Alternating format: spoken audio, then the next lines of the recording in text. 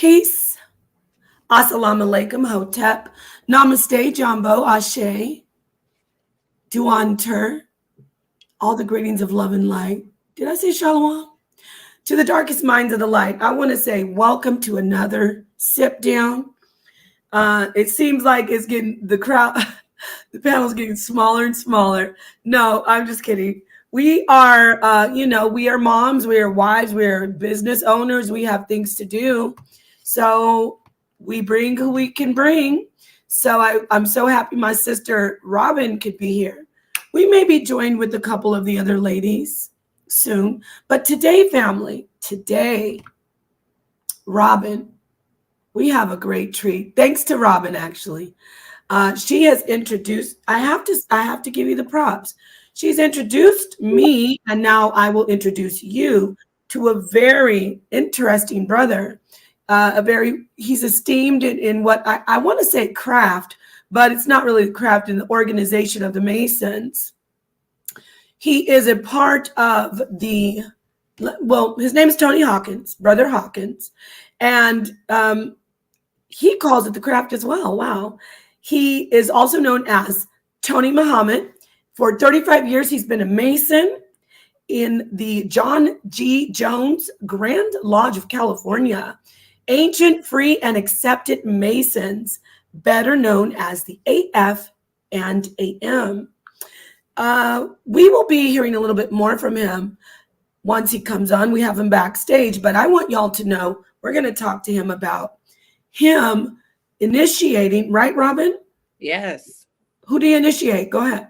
Mr. Farrakhan. The one and only honorable Minister Farrakhan. So we have a lot to talk about. Yeah, we have a lot of questions. Anybody with your Mason questions, this is the brother to talk to. So without further ado, we're going to bring him on and then we're going to talk about what we're drinking. Welcome to Brother Tony Hawkins. Let's give him a round of applause, y'all. I don't have my soundboard, but we do the real deal here. Peace to you. Appreciate it. Salams. How are you, brother? I'm doing actually pretty great. I was when I got the text say, "Hey, look, we're about to go live." I was like, "Oh my goodness, yeah, let's make this happen." But yeah, I'm doing quite well. I appreciate it.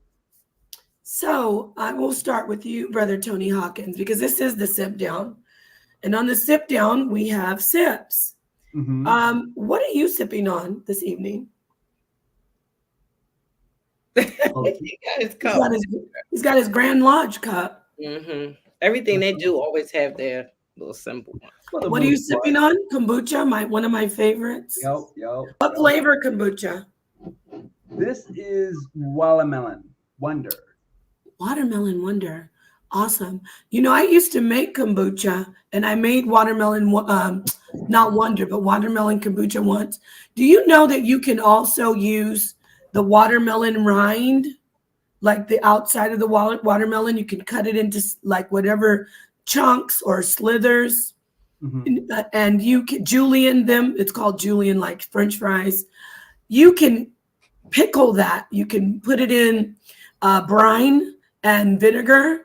So salt, water, vinegar, spices, garlic, and it is delicious. And let me tell you, for the brothers out there, it's very good for everybody, but for men especially, it's very good for circulation and virility. So just a little information about watermelon. Why did I do that? Who knows? There was a reason. Hey, Robin, freedom, peace. Hello, how are you? What are you drinking? I'm drinking, believe it or not. Of course it's tea, but it's elderberry. Oh, I love elderberry tea. It's elderberry, but you know, I put my specialty in it all the time. I put my honey and my lemon in it. It's so good. I add a little stuff to it to my taste. See, I do that with ice. I put ice in it when I drink it with lemon, honey, and ice. So we have that in common. I love it. So here we are with the Tony Hawkins, aka Brother Tony Muhammad of the John G. Jones Research Lodge, number 147. That's a Masonic lodge. It is. It comes up under the most wishes John G. Jones Grand Lodge. This lodge is composed of brothers who actually do research, Masonic lectures, and things like that. Okay, when you say research, so you have a Masonic lodge that researches Masons, yes. I mean? They don't, not just Masons in particular, but what they research is Masonic material, be it in what does Masons really mean, the workings, the inner workings, what does these hidden mysteries of Masonry really all about, that sort of thing. Mm. Oh, wow, that's great because we have those questions. Those are questions we have. Let's start from the bottom before we get to the part about Minister Farrakhan. Mm-hmm. So, what is a Mason to those who don't know? Give us a little bit of the definition and the history of Freemason. Okay, so I'm not going to give you the common definition that you can go on Facebook or any other place and look up. The true definition of Freemasonry is the essential brotherhood of men. I mean, in the manifestation of those who truly seek a real brotherhood. That is the true definition of Freemasonry. It doesn't matter if your race, anything like that. It's the true definition of brotherhood. Okay. I was told it meant mother-son. Well, if you want to go esoteric, if you want to go into the hidden meaning of that, I get it. But she asked me, what is it? I mean, what is Freemasonry? And it is a brotherhood of men. Okay. So mother son, we do the esoteric, Brother Tony. Okay, so definitely you can give us the exoteric and the esoteric, because on this channel we are the darkest minds, deep dark minds of the enlightened. So let me ask you about that. The Rosicrucians and the Masons have, from what you can read and research, they are very closely related. Can you talk to us about the Rosicrucians, who are said to be the Illuminati, and the Masons? Well, the Rosicrucians and the Freemasons are very close related. There is a Rosicrucian degree within Freemasons, but unlike the Rosicrucian organization themselves, it's totally a separate organization. They do a lot of research. They have their own agenda as far as what they're trying to do, just as most Grand Lodges and jurisdictions. So they're not related. They're not related in the sense of me going to become a member as far as I'm a Rosicrucian. And that would have to be separate from my Masonic lodge that I'm a part of. But their beginnings started very closely, right? Very closely, yeah. Yeah, absolutely, very closely. They have their own secrets and hidden, and I'm not going to say hidden agenda, but their own agenda of what they're trying to achieve amongst themselves. Yes, peace to my wonderful, beautiful mods out there. I see you all, and peace to the audience. Please don't forget to hit the like and to share the video. And if you're not a subscriber, I'd love for you to subscribe. Also, I'd like for you to go and subscribe to Brother Tony's channel. Yeah, definitely. John G. Jones Research Lodge number 147. Definitely. So, please, my friends. Okay. Go ahead. No, go ahead, Robin. Go ahead, Robin. I was curious to find out, are you with the Prince Hall? I'm not a Prince Hall Mason at all. Okay. That is, lack of a better word, a misnomer. Because let's talk about that. Let's talk about the differences between Prince Hall, because there is a rumor or misinformation that if you're Black, you are not allowed into the main Mason organization. You have to become a Prince Hall. Can you dispel those misinformationists? I mean, that misinformation. Yeah. And while you're asking that, why are a lot of Black people in the Prince Hall Mason? Well, because the brother is Black doesn't necessarily mean that he's part of Prince Hall Masonry. Mm-hmm. We're gonna have to go way back to a point to where there was no Prince Hall Masons as we know it today. You're gonna have to go back to a time when they was just considered colored Masons before they was known as Prince Hall Masons. And as time progressed, as anything else, brothers have their differences, and out of that growth, you have multiple different organizations of Black Freemasons, such as Prince Hall, PHA, such as PHO, Prince Hall Original or Prince Hall Origin, such as Ancient Free and Accepted Masons amongst African Americans, which is considered a fraction or affiliation of John G. Jones, such as International free and accepted Masons, such as modern free Freemasonry. So all of those different organizations go way back over many years, over many disputes within the organization itself, and other individuals branching out and starting their own particular Grand Lodge or jurisdiction. Okay, so I heard that Prince Hall, which I don't know, was he a former slave or the son of a slave? There are different rumors out there in regards to his life, but I can say that he was definitely an activist for his people, and that is what really spurred him on in regards to Freemasonry. There are so many different rumors that's out there. It's hard to kind of put together what's real and what's not, because it's history, and then unless you write it yourself, you're going to have some innuendos about who was he, and a whole lot of other things, because there's no real picture about how Prince Hall actually looked. Okay. There's no picture. You know the name, but there's no picture of who he really was. You know some of the activities that he did for his people, but other than that, that's all you're going to get. Wow, that's interesting. So let's talk. Okay, we can always, like you said, people can go on the internet and they can find out the basic history of Freemasonry. But I want to talk to you about your specific lodge, your experiences. You've been a Mason for 35 years. Oh, yeah. That is a long time. There are people in the chat who aren't even 35 years old. Talk to us about when you got started, how you got started. Were you invited in? Did you seek it out? Was it inherited in family? Talk to us about how you got started, and we'll go from there. Well, just like any other male individual who's looking to become Freemason, you've often heard about different things in regards to Masonry. So of course you seek that out. I'm from Mississippi.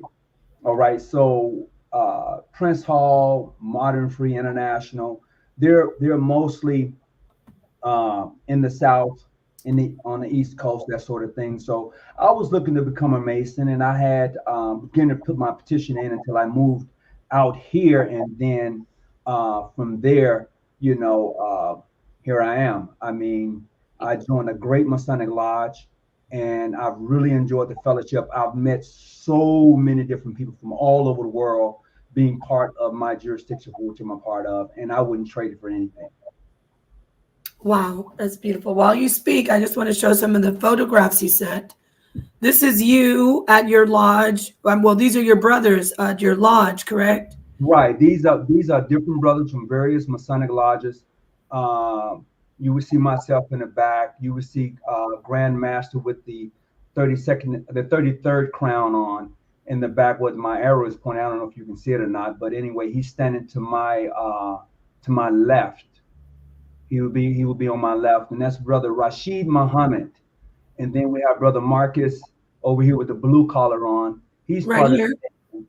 Yeah, he's part of the nation. Then at the bottom, to the minister left, would be Brother. That's my Grand Master Kevin Sanders, and on the right, that would be Brother Aziz Muhammad from St. John's. This brother here. Yes, that would be Brother. Yeah, he's out of Chicago, as a matter of fact. He's a Now I don't mean to jump. I just want to jump in with. There's so many questions, so bear with me. This cap that he's wearing, is this an indication that he's a Shriner, or is there a difference? Okay, the crown that he's wearing represents the fact that he's a most puissant or a sovereign Grand Commander of the ancient and accepted Scottish Rite Freemasons of all four hemispheres. That is his jurisdiction, for which he's a part of. Okay. So, okay. And let me put down jurisdiction while we're talking. Jurisdiction simply saying that is the part of the state for which he operates in. Okay. Just like here in California, we have different cities in California, or we have different communities within California, just like any place else. So he represents that body of Freemasons. Okay, so we would be remiss to not mention who this is in the center. Oh, yeah. That is the Honorable Brother Minister Farrakhan. Yes, it is. So I'm going to just show some pictures, like slides, as you speak. So you got started. You're talking about how you got started, and then I want you to go into, obviously, how did you get into? So is it that you initiated? I was initiated. I was But did you tasked. initiate? How did you? What is your dealings with as far as a Mason? Did you bring Minister Farrakhan in? As far as that part is concerned. Okay, so a little backstory to that. Myself Please. and Grandmaster Rashid Muhammad out of North Carolina both had written the minister a letter in regards to him accepting our, accepting some certificates and things like that. And the funny thing is, we never met each other. I didn't know him, and he didn't know me. I was going to the mosque here in San Diego. He's part of the mosque then in North Carolina, and we was just writing letters, and both letters got to the minister around the same time. And the minister asked, could we do this thing together? And we both agreed, yeah, let's meet together and make it happen. And we both did. And then we was able to bring along various other Masons with us. He brought his deputy grandmaster of state. I want to say deputy or junior warden, but he brought along a couple of his members. And then I invited some of my brothers also. So the Masons have a big affiliation with the Nation of Islam. There's a lot of Freemasons that are part of the Nation of Islam. Mm-hmm. A lot. Is there a lot of other names that we are affiliated with? Um, uh, Big names that are also in the Masons that we wouldn't have known that are in the Masons throughout history? There, I will tell you this: there are a lot of successful Black people who are Masons. Some you know, some you would have never known from across the United States. Whether Thurgood Marshall, he was brought in through Prince Hall, Thurgood Marshall. I don't know if the rumor has it that Bill Cosby is a Mason. I don't know the facts behind that. I couldn't. I can't verify that, but I do know that Jesse Jackson, is definitely a Mason. Scottie Pippen is another one. Shaquille O'Neal is another one. Now, these brothers that I just named, they are part of the Prince Hall Masonic jurisdiction. They are. So, but they're yet Masons, no matter how you chop it up. Is one higher than the other? The Mason that you are compared to Prince Hall? No, it is not. What is your affiliation with the OES? Your connection with the females? Okay, so I'm what you call a past patron. That means that I was the assistant personnel in the Order of the Eastern Star next to a grand matron. I was her counterpart. That was my position at one time in the Order of the Eastern Star. And also I am what you call a sitting patron, not a grand patron, but a patron. That is in the local chapter of the Order of the Eastern Star. Mm-hmm. So when the Masons was made up, or the original Masons, was the Eastern Stars or the female entity of the order made up together? Did they come together at the same time? No. I would tell you this. There have been female Masons around since the beginning of time. I say female Masons. I say the Order of the Eastern Star. The Order of the Eastern Star came along later, and they were organized by I can't even think of his name right now. It escapes me.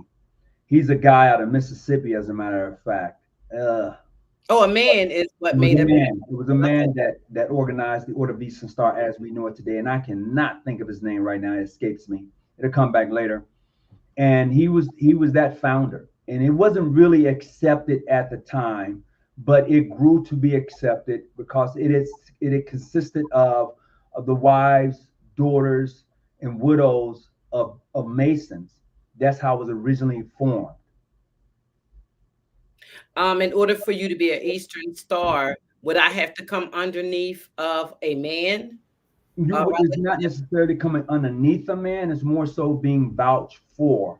A brother, like say for instance, if I was your brother and you said, "Well, I want to be an Eastern Star," then I would more than likely, vouch for you as to become a member of the Order of the Eastern Star. But that has it varies from place to place, because I do know in other bodies that you can just go and seek membership, and someone that you know of who's a Mason can actually vouch for you, or a sister of the Order of the Eastern Star can actually vouch for you as far as your character and who you are. And upon that, you will fill out an application and they will move on from there. Oh, okay. Well, thank you for that's great information for anyone who's interested in joining and just interested about that side of the organization, the feminine aspect. Let me get back to the questions about, I'm very curious. So you met Farrakhan with another brother. Mm-hmm. How did he say, okay, I want to become a Mason? Okay. I want to be a part of the John G. Jones. So the best way to put it is the question that the minister asked all of us before we even got there. We had to do a background check. Of course, they wanted to know about our professions, who were we, the whole thing. So they did a background check on everyone that was coming. Once that was done, and once we got there, of course, you're checked at the door, metal detector, everything. You're checked at the door. Once we came in, the minister came to greet us. And the first thing he asked us as Black Masons, he said, "If you give me these honors, can anyone come behind you and take them?" The answer was, hell no. That was the answer. That's the God and His truth. That was the first thing he asked about him receiving anything. Could anyone take what was given to him away? So it's a lifelong association. It is lifelong. Okay, I have a question. Shout out to Sonnetter. I don't know if you're familiar with Sonnetter Studios, but he's one of the biggest, if not the biggest, Black consciousness platform, and he actually was a soldier, if you will, working under the Honorable Dr. Khalid Abdul Muhammad. Mm-hmm. So Sonnetter has a question. Why do you think some African Americans, or many African Americans, and a lot of people who are not African American, are so afraid of Freemasons, and they say they're evil and all this other stuff, wicked and evil? Because of what they don't know. Most people are afraid of what they don't know. And then with all of the rumors that have been out there piled on that, it frightens people. When you have the head of a goat associated with Freemasons, when you hear about, the Freemasons killed this guy and they got off scot-free, when you hear all those various rumors, it can frighten some people. I don't want to do that, man. They worship the devil. What? But that's because they don't know. Well, talk to us about the devil worship. There is none. Talk to us about the devil worship and what people say. Well, why can't they tell us the secrets? If they're not up to no good, and they're not worshiping the devil, we hear about the oath of the Jesuits, mm-hmm. And then I mentioned the Rosicrucians. Is there an oath that Freemasons do, like, unto death, may I cut my throat from ear to ear? I mean, not to be so graphic, but I know you're familiar with those particular stories, right? Talk to us. Are those valid? Do you have it sworn unto death that you will keep the secrets, or else you suffer the consequences? Yeah, I said that. Talk to us about that. You can elaborate. We need to. Today, this is the moment you said we can ask. You asked me a question. Yes, I said that. And wow. You said what? You can go get any book and read that. Exactly. But we want to hear from you. The things that you read, I said that. So those are valid. That's true. I said it. I can't make clear what it is that you're saying that you said, because Nepal said a lot. So I hope you see all those things. She asked the question, did I agree that I would cut my throat from ear to ear? And I said, I agreed. I said that. Because Awesome. she read it. It's in a book and she read it. Am I right? Well, talk to us. Well, I didn't read it in a book actually, but Okay. I have, I'm familiar with some Whatever information Freemasons. you gotten that from, and you said that, and it's in there, I can agree that I said it because it's in there. No, now see, now you're changing. I love No, it. I said it. You asked me, is that Well, true? I said yes. brother, let me do this. Explain. This is the moment for you to clear some things up, or maybe just clarify. No. Why is it such an extreme oath? Can you talk to us about the importance of keeping the secrets? Can you talk to us just about the importance of it? You Okay. don't have to tell us the actual secrets. Okay, so no. I mean, because like I said before, you can go get any book from Barnes and Nobles. You can buy Masonic rituals, and anything it's all in there. When you talk about the oath that we take, the obligation that we take is from you to me. That is saying that anything I share, anything between you and I is between you and I. And my obligation is that I will keep that in my breast. I will hold that steadfast. Nobody else would ever know, period. That's I what like it. That there's a lot of power in loyalty, Yes, it correct? is. yes, indeed. I think that's the key of the strength of an organization. That might be why there's so much success and longevity in this organization, because of such a great, it's a very grave thing when they discuss keeping things secret. So go But ahead. No, I want to hear from you. I was going to add that, that can frighten people. The loyalty that I may have to someone, more so than I would to my own family member, that can frighten some people. Right. Right. Why would you be so loyal to him? And I'm your born brother. Oh, intimidated. And let me ask you about the mindset, going back to Minister Farrakhan. So you have a different relationship with him than those who are of the nation who are not Masons. Would you say that? No, because I would say this: anyone who's willing to lay down their life for you is truly a friend. And in the loyalty of Freemasons, that's what is really that is the crust of everything. And a lot of brothers within the nation themselves would do that for the minister and not even be Masons.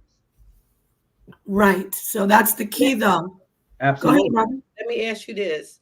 The secrets that you have in your organization, do sometimes you hear the secrets in the conscious movement? Okay, two things. You say the secrets that we have, and I keep saying that they're not secrets because you can go and pick up and buy the books. So anything you can go buy for yourself and read for yourself is no longer a secret. Okay, well, let me rearrange that then.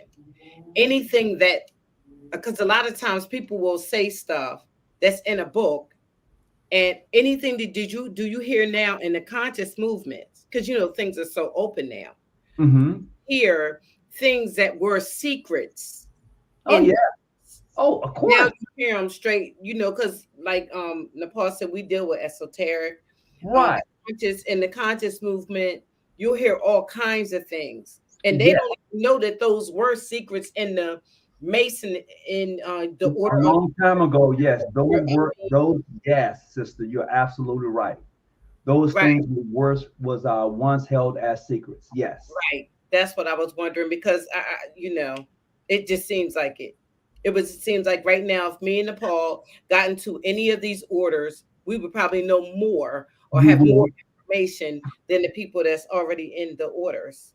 because a lot of people that are in the order don't even have a clue. That's all that is. Hmm. Because And they're do you in it for think the wrong reason. Christianity have taken over the orders? Repeat that statement. Do you think Christianity have taken over the orders? Because now it's like, um, they ask you on the application, do you believe in a higher power? You say yes. But if you get in there and you say, Well, my higher power is my ancestors. You didn't ask me exactly which type of higher power. And then they said, no, we're talking about Jesus. I would say now to specifically answer that question, I'm going to say yes. Now, on the back end of that same question, I'm going to say no, because it all depends on who you are petitioning or what OES chapter that you're petitioning, because there are some very awoke, whatever word you want to use, in the Order of the Eastern Star for a lot of different sisters. I mean, they know. So you saying that you believe in a higher power, and then you say, "Oh, my ancestors is that higher power." They're completely okay with it because they understand. On the back end of that, you will find some sisters, including brothers, who be like, "Oh no, you dealing in that voodoo or voodoo? You dealing now? We can't do that." That's because they don't know, and when you don't know, you're very suspect. People say certain things that they don't have no clue about. And that would be Prince Hall, right? I'm not going to say Prince Hall totally. I'm not going to do that, but there is a lot of brothers in the craft and sisters of the order who are part of the Prince Hall jurisdiction affiliation that will tell you, "Oh, you practice Islam? Nah, we can't do that." Right. I noticed that. I think that has a lot to do with it being based in like yes, Black, Negro, or whatever you want to call however people identify. But there's some questions in the chat. And this is, excuse me, this is very good that you're answering the questions for us so candidly. First, they keep on saying boule, and I spoke to you about the boule before we came on. People have this idea about the boule, and they're very against the boule, and they want to know, is he boule? Now, remember, I don't know if you recall what I mentioned on the phone with you, but I want you to answer their question. Are you boule? And if so, you are? No, I'm not. Okay, can you inform the people, is there any connection between Freemason and boule? Not as a whole, because Freemasons are made up of men from various backgrounds. And when you think of the boule, and when most of us think of the boule, we think of those high-class Negroes or politicians or police officers or whomever may you consider gatekeepers or doing the bidding of your enemy.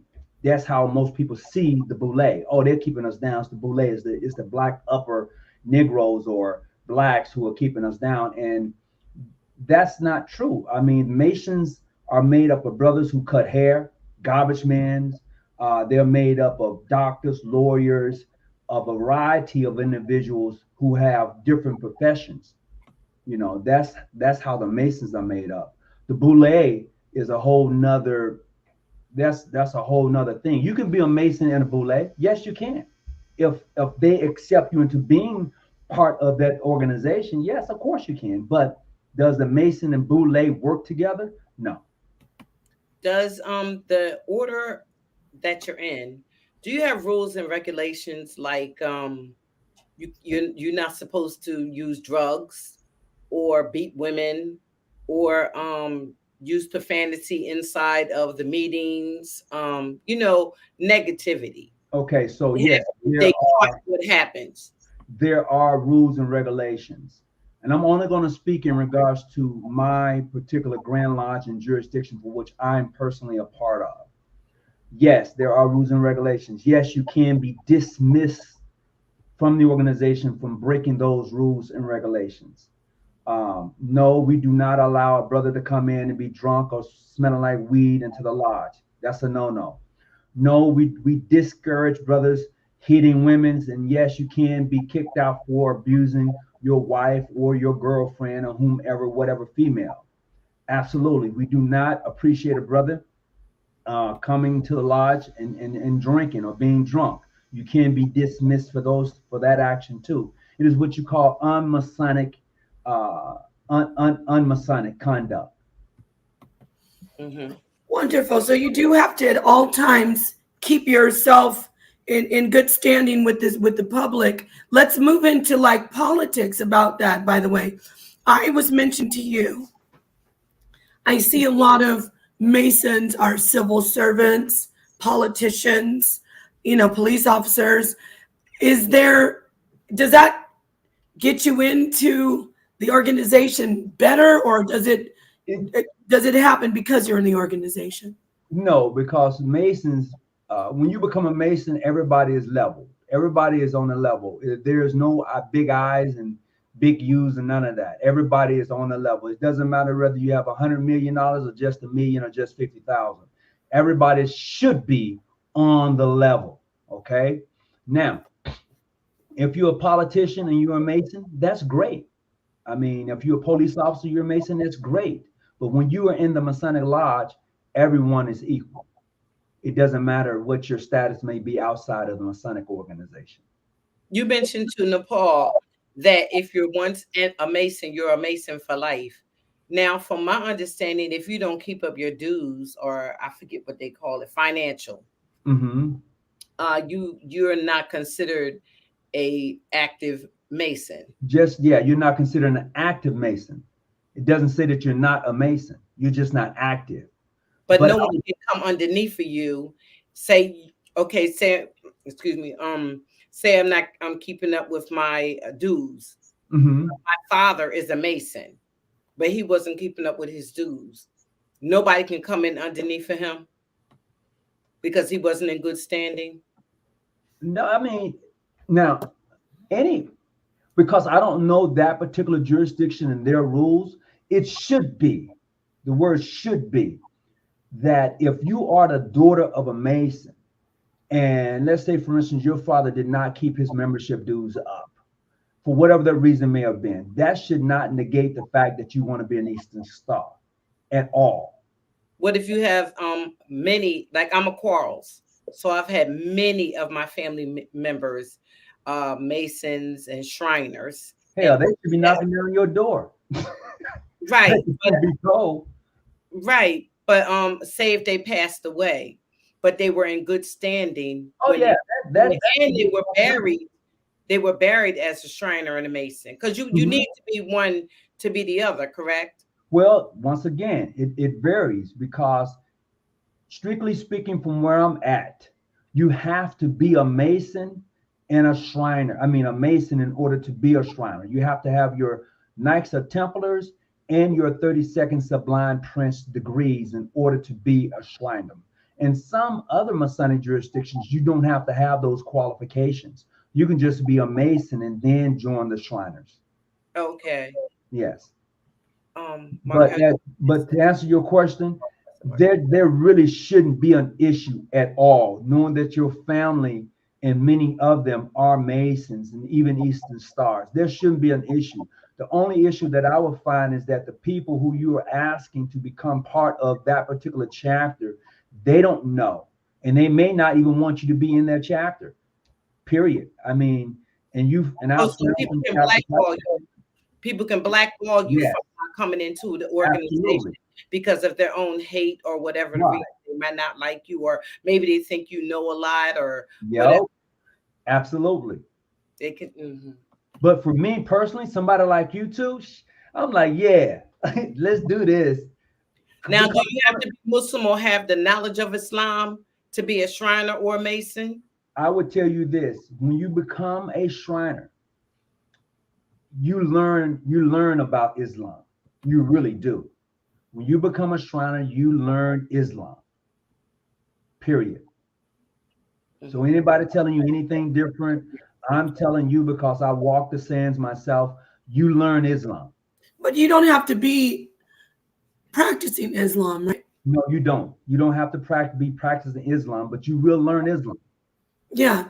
So let me ask you to talk a little bit more about what the inquiring minds want to know. And I appreciate you so much. And you said we could ask anything, so yeah, go for it. I like to get to the spooky stuff that the people are always talking about. Let's talk about the rituals. Oh yeah, let's talk about the rituals. Saltnetter did have a question, and you did cover it, but he was asking, is there a difference between Caucasian and African or black and white Masons. We can cover that first, and then we'll move into the ritual stuff. The only difference why is you ask why you doing Tanetta's question. Answer: should they know each other's? Do they know each other's business? they don't know each other's business, but they know how to recognize the brother themselves. If I go to a so-called white Mason, there are ways we identify to who we are amongst the brothers, and he can accept that, or he doesn't have to accept it. Do you have to accept his whiteness, though? Oh no, I don't have to. It's of my own free will and accord. It is until I found him or them worthy and well qualified. If I don't find him worthy or well qualified, I don't have to accept it, and he doesn't have to accept mine, because he doesn't see me as worthy and well qualified. But he knows that I am a Mason. I know that he's a Mason. Is there Isn't that a little bit contradicting? No, because I can know you to be who you are, and I don't think that you're a worthy person to have my friendship. It doesn't mean that I'm any other, that I dislike you. I don't think that you're worthy of being my friend. Then why should you have to keep his secrets then? I didn't say I would keep his secrets. I didn't say that at all. Okay. I did not say I would keep his secrets. So, but you are sworn to keep secrets. I am. For the black Masons only. I'm sworn to keep secrets amongst Masons who share them with me. Okay. So I see what you're saying. If he was a part of your brotherhood or your clique or your lodge, you have an obligation. He would be there, right? I do. And not only do I have an obligation to him, I have an obligation to all Masons. But the kick is, if you listen, I said, until I found him or them worthy. Are there any Kemetic? I know a brother out there who is he is a voodoo priest. Oh. And he also he has a Kemetic name, so he subscribes to a lot of Kemetic teachings, but he is a Mason. Is there any historical information about Kemet that is that you can share with us as far as the Freemasons go? Well, I mean, I know we got the pyramid with the capstone. Oh yeah, but if you look at Masonry in its totality and all of the hidden mysteries and all of the other stuff that comes along with it, it comes from the continent of Africa. It clearly comes from that. There's no secret that it doesn't come from that. The ideal is those schools of long ago was considered to be, there's a word for it, I'm trying to think of it, a school of knowledge. So those schools were not shared with the average person. Right. Just like in Freemasonry, a lot of stuff that we know is not shared with the average person unless you become a Mason. So we're going back into the occult and the absolutely. Yeah. So now let's segue right into the rituals, since we're talking about what's beneath the surface. We have the exoteric. I see, and a lot of people see, that with all these organizations, the occult is it's paramount. It's the main part of all the organizations, being able to get that hidden meaning, very secret. Because you did say, excuse me, you did say that we could go to any Barnes and Noble or library and get all the information we need. But I'd like to challenge that and see what we can get from you regarding the rituals. So are there always rituals going on at the lodge? Yeah, there's always rituals going on. A ritual is nothing more than one who's being accepted into that body or organization for which they choose to be part of. When I became a Christian, I went through a ritual. Am I right or wrong? Yes, I didn't know, excuse me, brother. I didn't know what you wanted me to ask. I thought I asked, but hit the link, please, and come in. So, we're going on 45 minutes. We're covering a lot of information. I typically go 2 hours, but I don't know if we're going to go that long. So, if it's okay with you, we'd like to open up our panel. And definitely, I saw Netter, I want you to come in. Please hit the link. But I'd like to open the panel and have questions come in from our audience who are very curious, very respectful questions. No one come in here with your camera off, and don't come in here disrespecting, because you're going to embarrass yourself, because I'm going to kick you off. And I don't want to do that. So is that okay with you, Brother Tony Hawkins? Go for it. Great. We have a brother in the back. I'm going to let him come in and ask his question. But Sonetter, once again, I would love for you to just hit the link and come in and ask the questions like you wanted to. I'm sorry, I didn't know I was changing the question up. So I apologize for that. Peace to King Simon. Hello, Inside Out. How are you? How are you, Inside Out? Can you hear me? Hey, I'm good. How y'all doing? We're great. What did you have a question or a comment to our guest? Yeah. I'm gonna be honest. I came on. Hold on here. Yes. I came in late, but y'all was talking about Freemasonry, and I'm not a Freemason, but I always wondered why.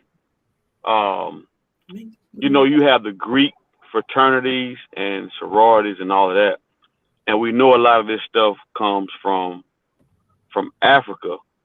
But I always get mad and upset because I have a 25-year-old daughter who is a part of that. What do you guys think about the secrets of the sororities and stuff like that? And do y'all think Black people should be a part of that? Is that for me? Yes, it is. I'm a member of a Greek fraternity. So to me, in my own personal, I think the Greek fraternities or sororities is a step into the Order of the Eastern Star, or a step into Freemasons after they finish college, if they choose to go that route. That's my personal opinion, because that's what I did. Because a lot of the brothers that I found afterwards, who I pledged with, later became Masons from around the world, and I thought that was interesting. So it's just a step into it. It just opens the door into a society, or to a sisterhood. Another step into a different form, I would say, more obligated to it. Okay. So was there any type of affiliation historically? I mean, would you say that there are a large number of Freemasons who also are part of the Greek fraternity? Oh, yes, indeed. I mean, because most of your Greek organizations and sororities was founded either by an Eastern Star or a Mason.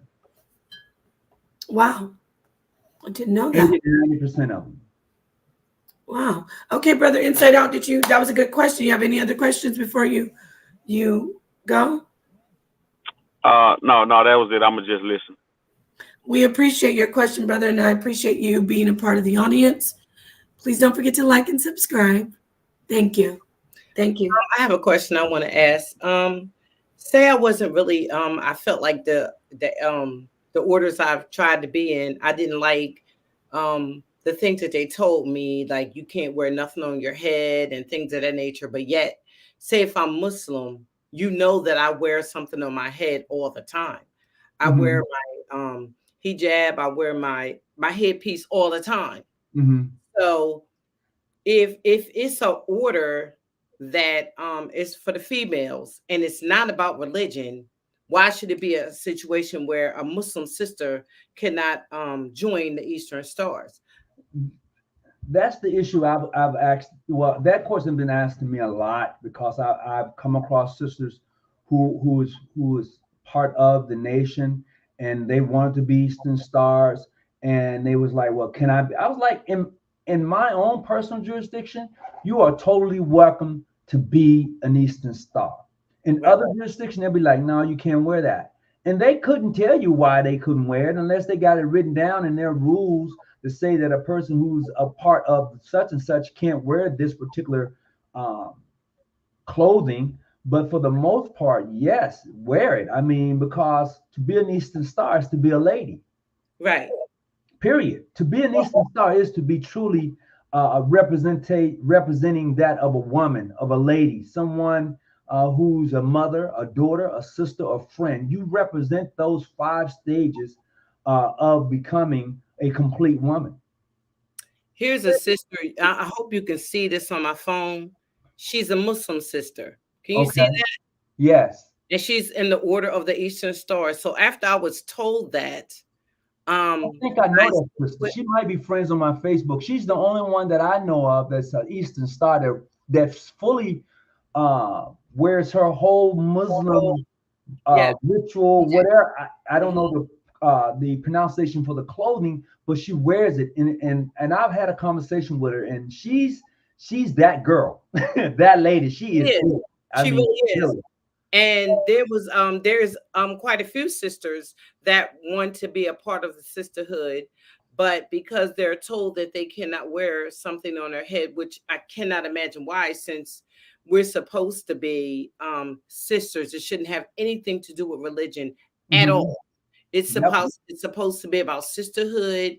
And I think it started off being that, but like I said, I think that people in Christianity have taken over, and now it's become a social club for Christian sisters, when that's not what it's supposed to be at all.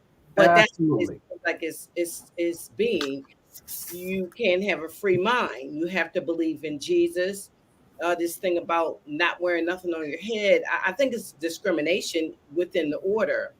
And it all depends. It varies from state to state, from grand chapter to grand chapter, and I can only speak where I'm at. You know, I can't speak for others because I see things totally different when it comes to sisters who seek to become Eastern Stars. I think it's for the betterment of the organization that you can allow someone with a different mindset to come in and introduce themselves to you. I think it's only beneficiary to the growth of a sister.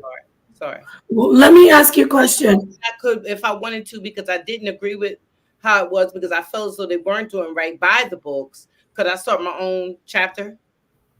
You know what I told you. Okay. Well, say it for the audience, for those who might be like-minded with her.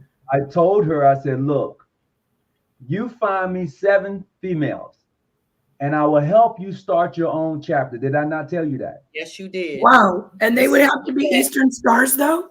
I would bring them in. We would bring them in under our jurisdiction.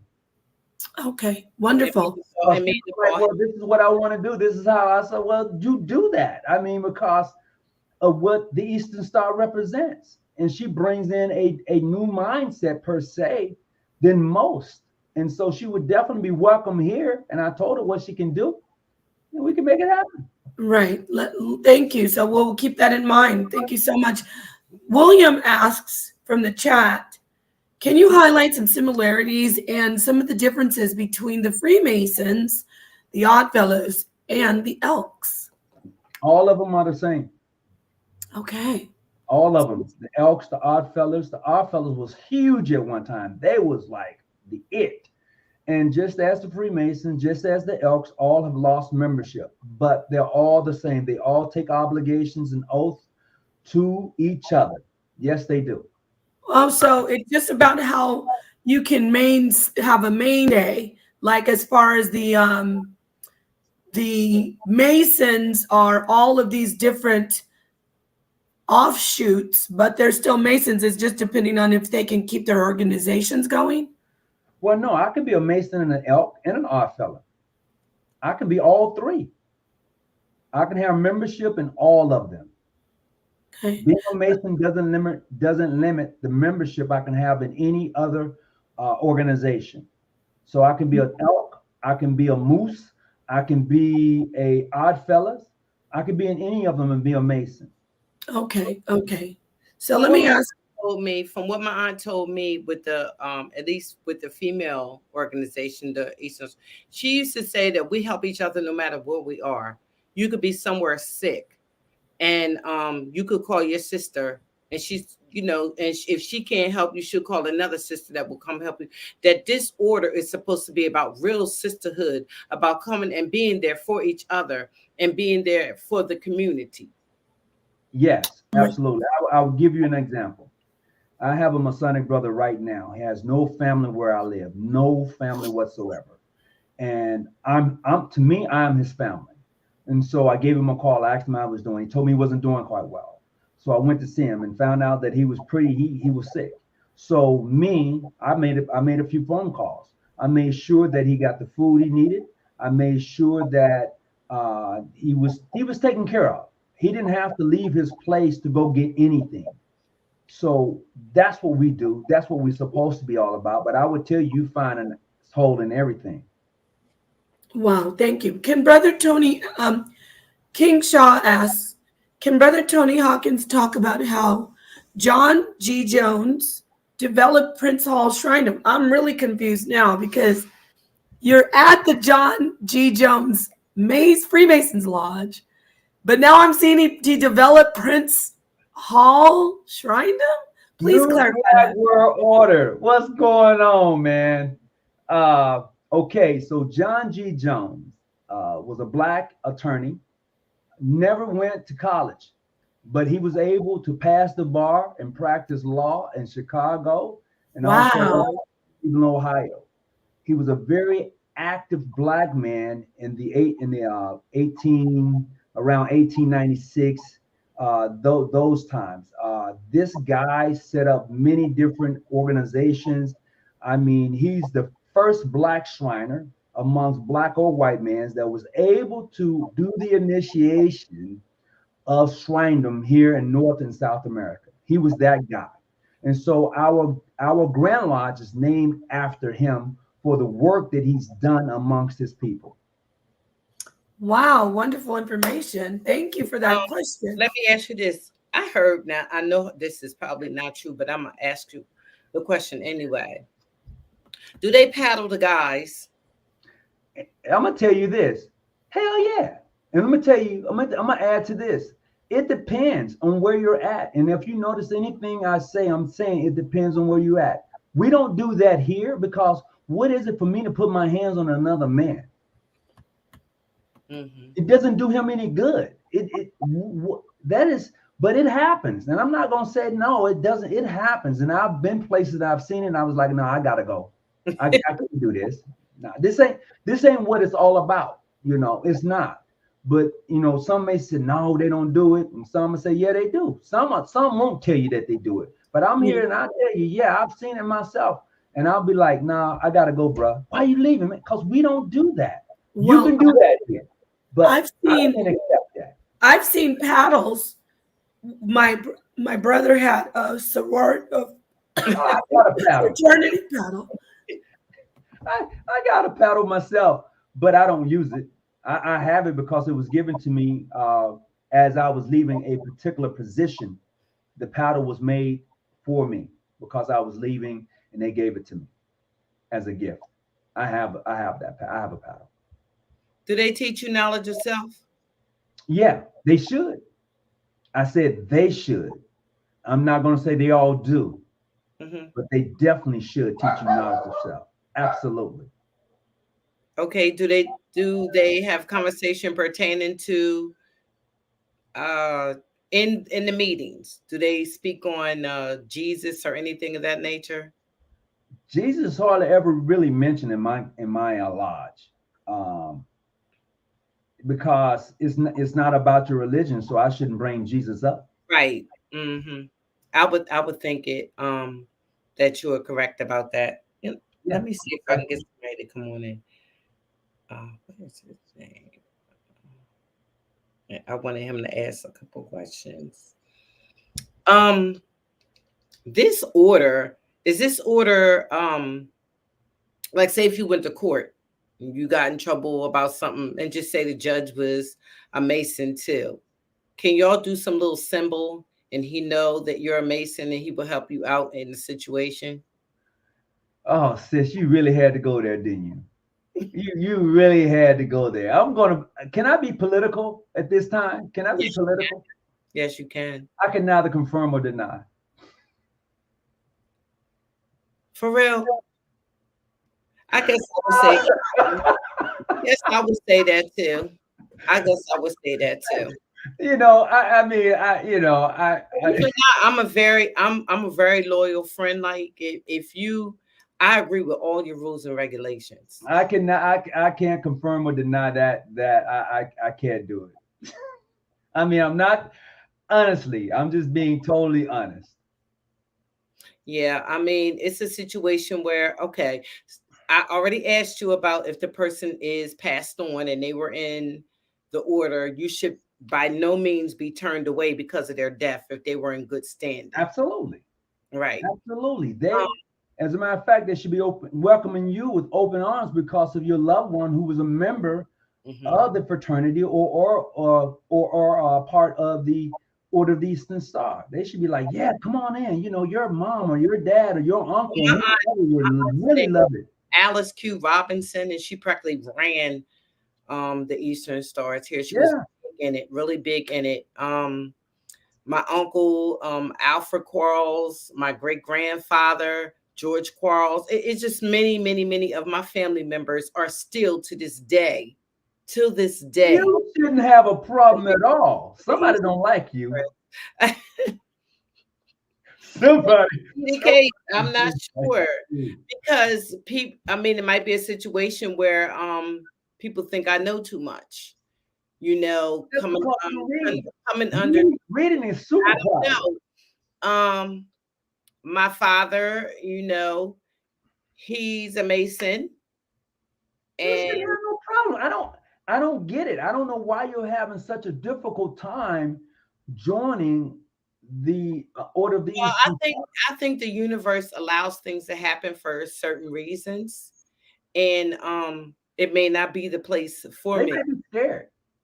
Right, and I can feel whatever the tension is. They may be afraid that you'll come in with a different mind, saying, "Hey, have you guys ever thought of this? Or why is this? Did you know this, or did you know that?"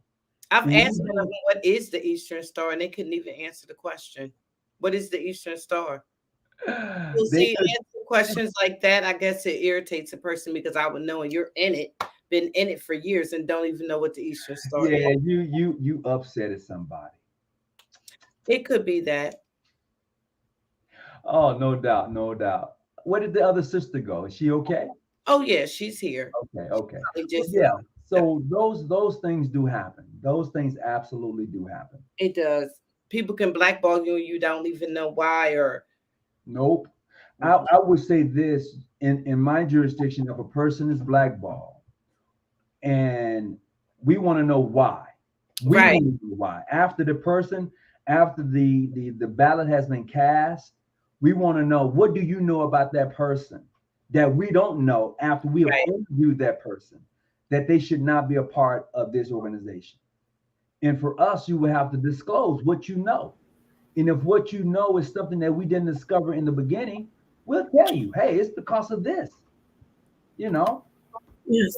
We have a question from one of my beloved buds. I'm having a moment, so thank you for being concerned about me. But Tony Chiba, thank you for that $5 super chat. You do so much work for me. I appreciate it. And for Sonetter at HOK, do Freemasons use the KJV Bible in their teachings or to be sworn in? A lot of them do. I have used it. I've also used other holy books also. Some only stick strictly to the King James Version. Some do. But in my Grand Lodge, in my jurisdiction, we don't. We have a variety of different holy books. If you choose to take your obligation or oath on you, that's up to you. You can do that. Okay. So do we have any other people who want, excuse me. Go for it. I'm getting over this whole, I didn't have COVID. Oops. Dang, what's on your cup? What's that emblem on your cup? S for the serpent. Oh, okay. You know, I teach that the serpent is Jesus. The serpent in the garden? You tell somebody that, they probably looking at you like you crazy. But the serpent is mentioned a lot in Freemasonry. No comment. Oh, wow. Really? No, tell us a little bit more. NSYDE out OWT. Thank you. This is the brother who hit the link earlier with his question about the sorority. The only Eastern star is the sun. Okay. If he says that, I'm going to agree. If he says the only Eastern star is the sun, I don't know about the only, but well, that's what he put. But I can kind of read that two different ways. Your message for 2. So this is great. I love it. I'm waiting for Sonetter to come in. He said he was going to come in. I'd like to introduce you to him, because maybe we could bring you onto the HOK platform. And here he is. Sonetter, peace to you. Peace, Queen. I don't really have no questions right now. I just wanted to come in and say great work you doing on your show. Great work with your co-host over there, Robin, Sister Robin, and you got a good guest. This is really a good show. I'm just sitting back enjoying it, and I don't want to come in and mess it up. So I'm gonna sit back and continue to listen to y'all great work. I'm gonna just sit back and continue. You had a good question about the differences between the Black and the white Masons, because when I first heard that there was white Masons, which was kind of funny to me because I always thought the Masons were Black. My dad was saying he had some white, but I was like, I know you're not giving them no information. Why do they have to be a part of what you're doing? You know, this is how I felt when I first heard that they were dealing with them. And I was like, he was like, they're supposed to, like, I guess, visit them. And I was like, well, why? Like, why, why give the enemy information? Sonetter, did you want to expound on that, elaborate on your question? No, basically, I've been taught by Dr. Khalid Abdul Muhammad, like, let's say if you're in the Muslim nation, you'll always find the white Muslim on top and the Black Muslim on the bottom.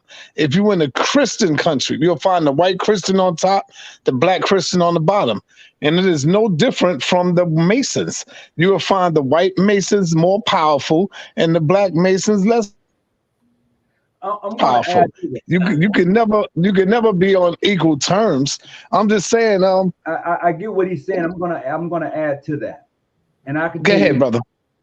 The reason that is that within the confines of Freemasonry, you find most white people who have the better jobs, they're more political ties, they're more this, they're more that. So when you find another Mason who's Black and he may be part of the Masonic organization, you're gonna find it that way because they're more connected than your other your Black Masons or your Black Christians. They're just more connected. Yes, that's true. He's right. Now here's the thing. Can you equally become connected? Yes, you can. You can equally become, but that's on a whole nother level if you're willing to go there. But you can become equally connected, but you always have to be on your guard. See, there you go.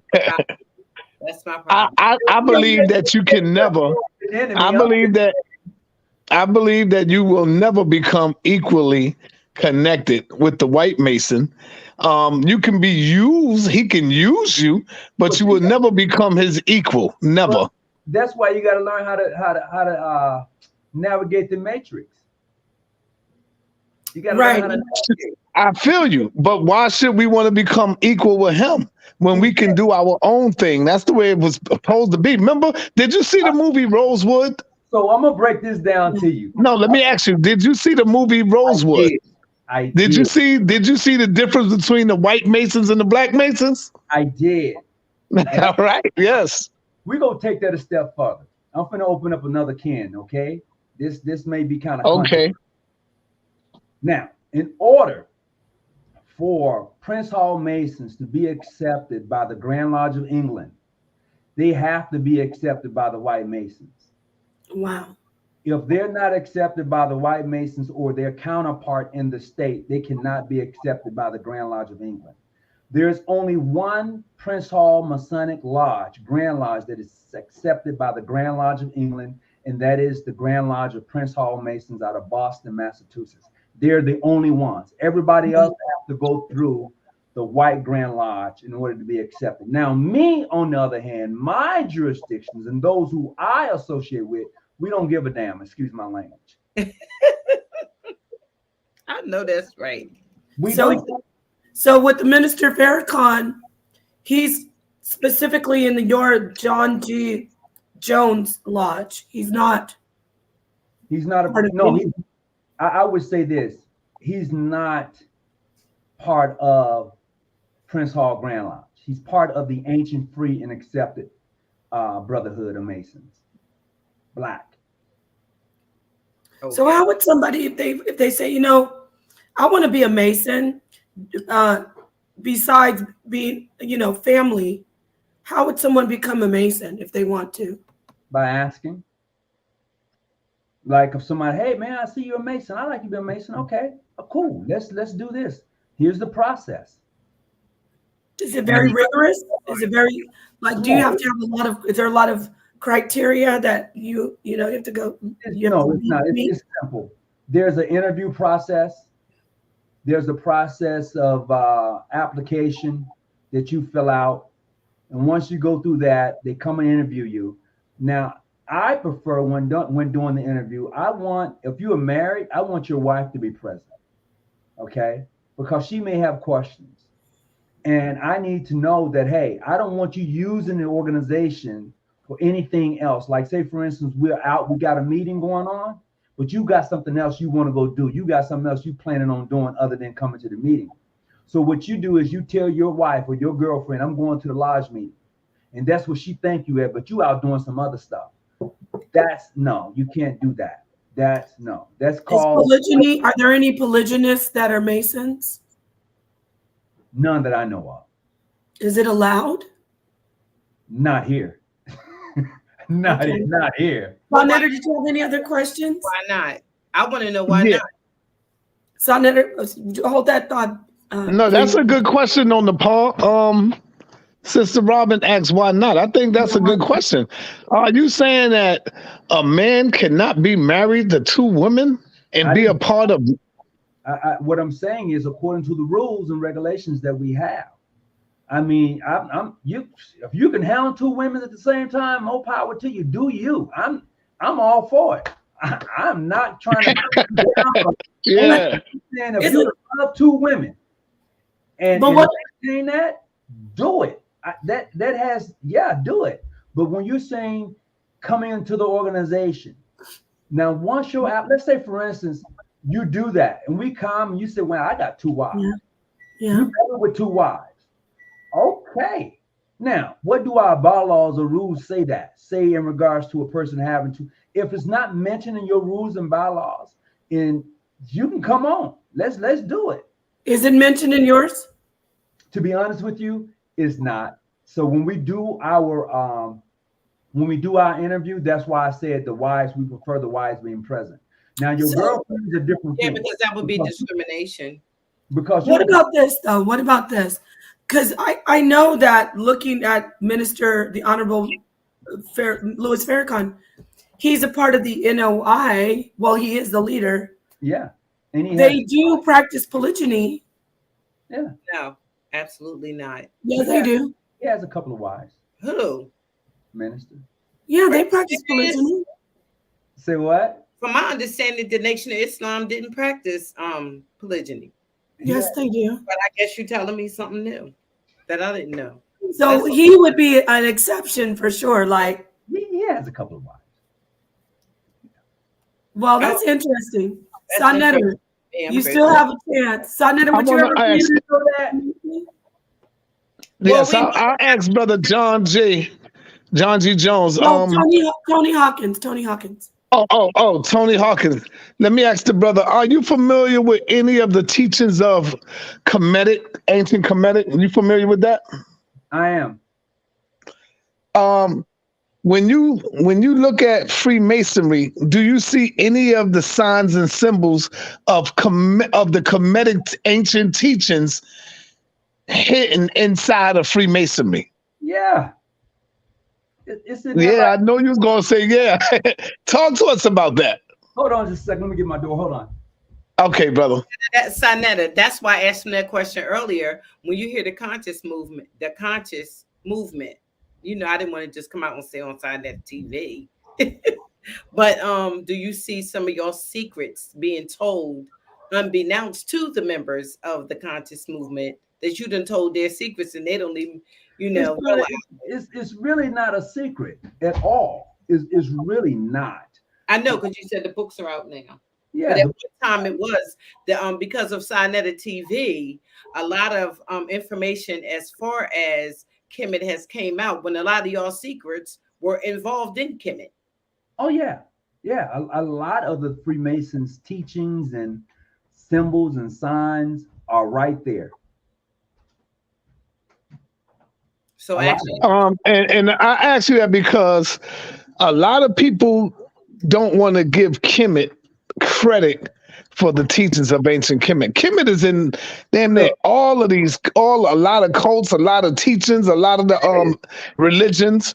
Let me ask you, brother, what about the Israelites? Have you ever come across any of the Hebrew Israelites who is probably a secret Mason? Because they try to talk down on Masonry as though this is some wicked and evil stuff. And I always say, brother, black Masons and white Masons are two different things. Because when you first look at it, when you seen the European Masons back in the day, George Bush laying nude in the skull and crossbone and the casket, all this crazy stuff, we don't do that. Black people don't do that type of stuff, man. You know, I used to see now when they be going through their little things, I want to be a Shriner. I seen some people around my way. They would get dressed in women clothing because they just be coming in. Let me. Well, I'm gonna answer both of those. The last thing you said about a man dressing up in women clothing to become a Shriner is disgusting. Yes, I put that up on my channel one time. That is one of the most disgusting things that you can do to a man. Is yes, women clothing to me. I want to be a Shriner. And they make them go outside, and they be tied to a rope, and they all go outside to be seen. No. When you see that, just turn to, bruh, I don't know what you're doing, but that's not Shriner. Right. No, I don't know. No, I can't do that. But the Shriners. So what about the Hebrew Israelites? Do you see them or any of them that you know of is a Mason? I have not, but I've had my conversations with them. Okay. When you're a Shriner, you have to know Islam. They teach you Islam, right? They do. But not in I would say this, they should. They should. But being a Mason, now that's different. They don't have to teach you about Islam. No, they don't. Is it something like a protector, like a magi? Are you like the protector of something? Am I the protector of something? Yeah, y'all like a magi, which would be like the protectors of the books or the protectors of Islam. I would say for me, if you're speaking to me in particular, I am the protector of quite a few things. Okay. Right. No, I was just wondering, you know, how y'all not. I thought you was gonna say something like you were the protectors of the female. Well, because it was an open question, I had to answer it that way. But yes, you are supposed to be the protector of your sister. You are. So if Sinetta wanted to start a chapter, he could too, right?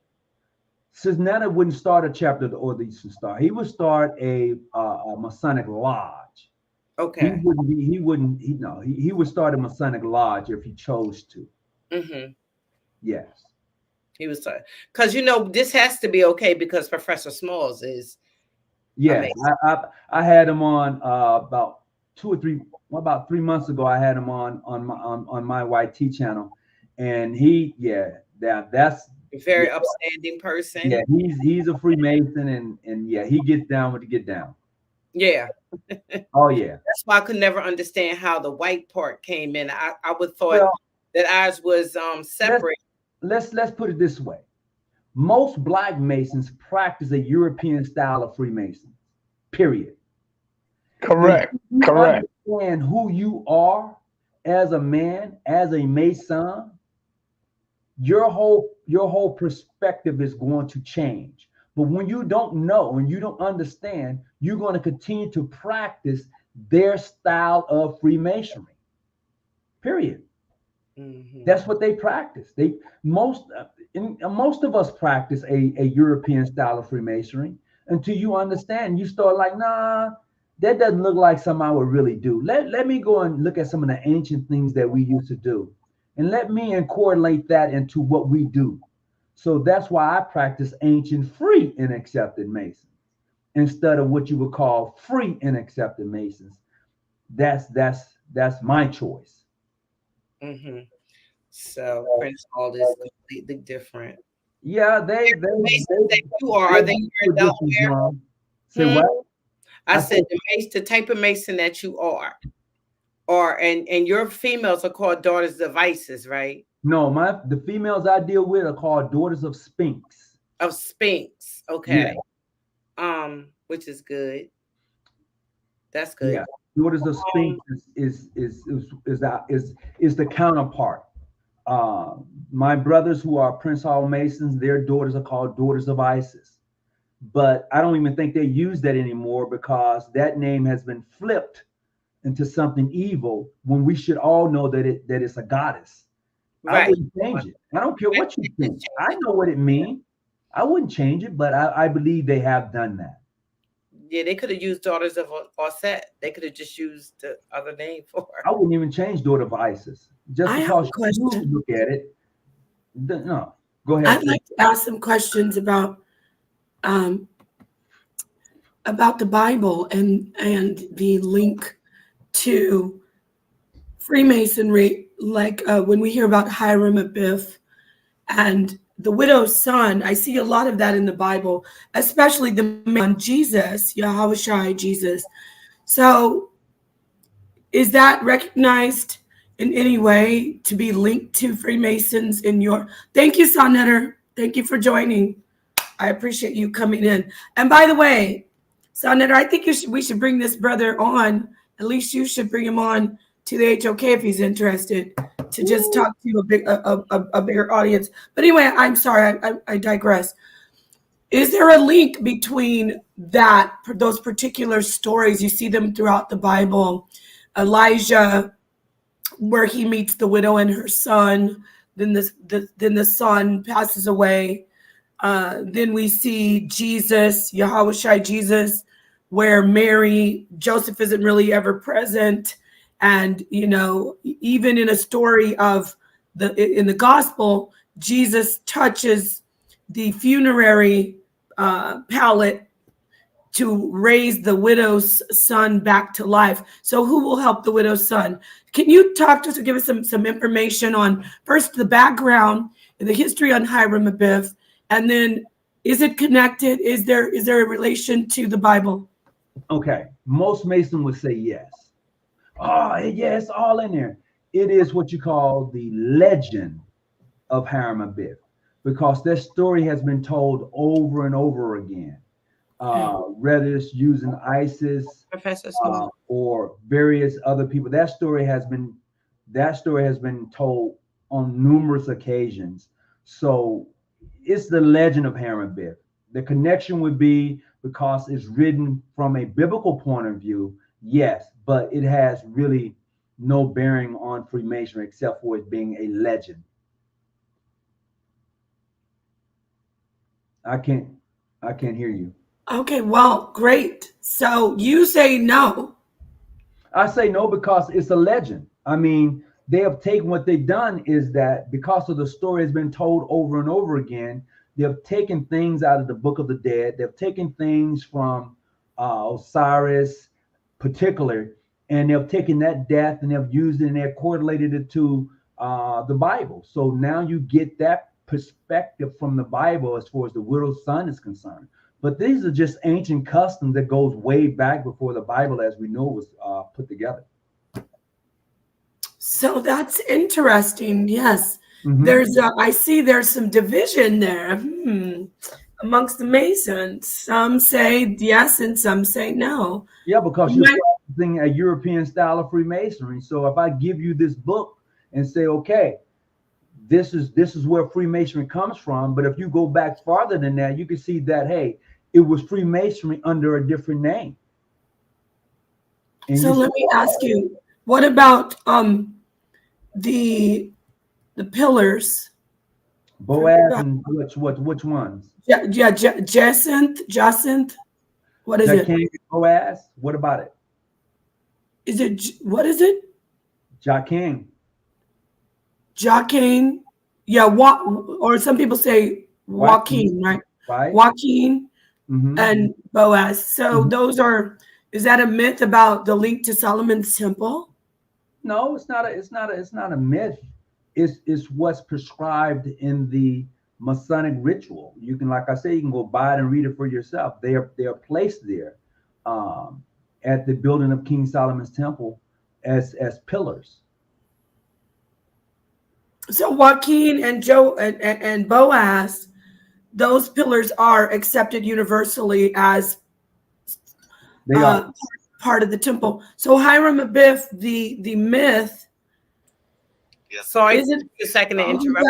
I know. Give me just 1 second. You can have Professor Small come in. So Hiram Abiff, the myth is linked to building of the temple, right? Correct. Okay, great. We have Professor Small on the line. He is he Prince Mace? Is he Prince Hall? He's trying to get you his email address, Nepal, so you can send him the link. Oh, I have his email. It's confirmed. I'm listening. I'm listening. What is it? Peace, Professor Small. It's Amponsa3, AMPONSA3 @gmail.com. Yes, sir. I'm sending it right now, Elder. Right now. Great. Okay. 5 minutes. I'm right upstairs, so you don't have Queen Latifah. Okay. Wow, Professor Small is gonna. Are you familiar with Professors? Yeah, I'm familiar with Professor. That brother is way deep. I mean, he can break down some things a lot better than I can, as far as Freemasonry is concerned. I mean, because he studied the Comedics, he's been to Africa, he's seen it for himself. So yeah, Professor Smalls, yeah, he's been on my channel, and that brother right there he's a hell of a man. I'll put it that way.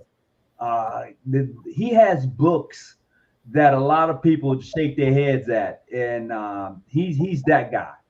He's really that guy. For me as a Mason, for someone to really have a conversation with and bringing that to the forefront, he's that guy, because he sees Masonry different than a lot of other brothers sees Masons. He's Masonry because he's done a lot of different things. He's traveled the world, so he sees Masonry from a whole nother point of view. He's seasoned. This process of Masonry is different than the average Mason who hadn't traveled. His thought process would be way over here, and they couldn't gather it. That's the honest truth. Even my travels, when I've gone various places and met other individuals who are Masons, the thought process is different versus what you would get here to a person who hasn't gone outside of the United States, or who just only knows what they know because somebody has told them and they hadn't picked up other books to read it for themselves. So if you don't do that, you're going to always think one way in regards to Freemasonry when it's not. That's what I really enjoy about Freemasonry. And when I travel, when I go various places, I'm going to see another Mason no matter where I go. And if that person is truly who they say they are, then we're going to be on the same page. We're going to be on the same mindset. If he is truly who he say he is. If he's not, then I'm going to move on. I'm going to keep going. Right. If you find that there has been some discrepancy or some negativity within the order, or somebody not keeping the rules correctly, how do you go about handling that? Do you write a letter in? there's a process. Each jurisdiction have their own process. We have Masonic trials and things that we do when people have found to guide themselves into situations and circumstances. There, we have Masonic trials. We do. Okay. Say I found that it was something that I felt like somebody wasn't keeping their the order, the rituals, not the rituals, the laws, correct? Or what Mhm. happened? If you are a part, let's say for instance, if you're in my jurisdiction, right, and you are found to not, you've been found to done things unmasonically, you can be brought up on Masonic charges, and then there will proceed to be a Masonic trial. And if you are found guilty, there are the circumstances behind that you've been found guilty, and here's what's going to happen. Hmm. Okay, so what if you don't know anybody in that order to tell them?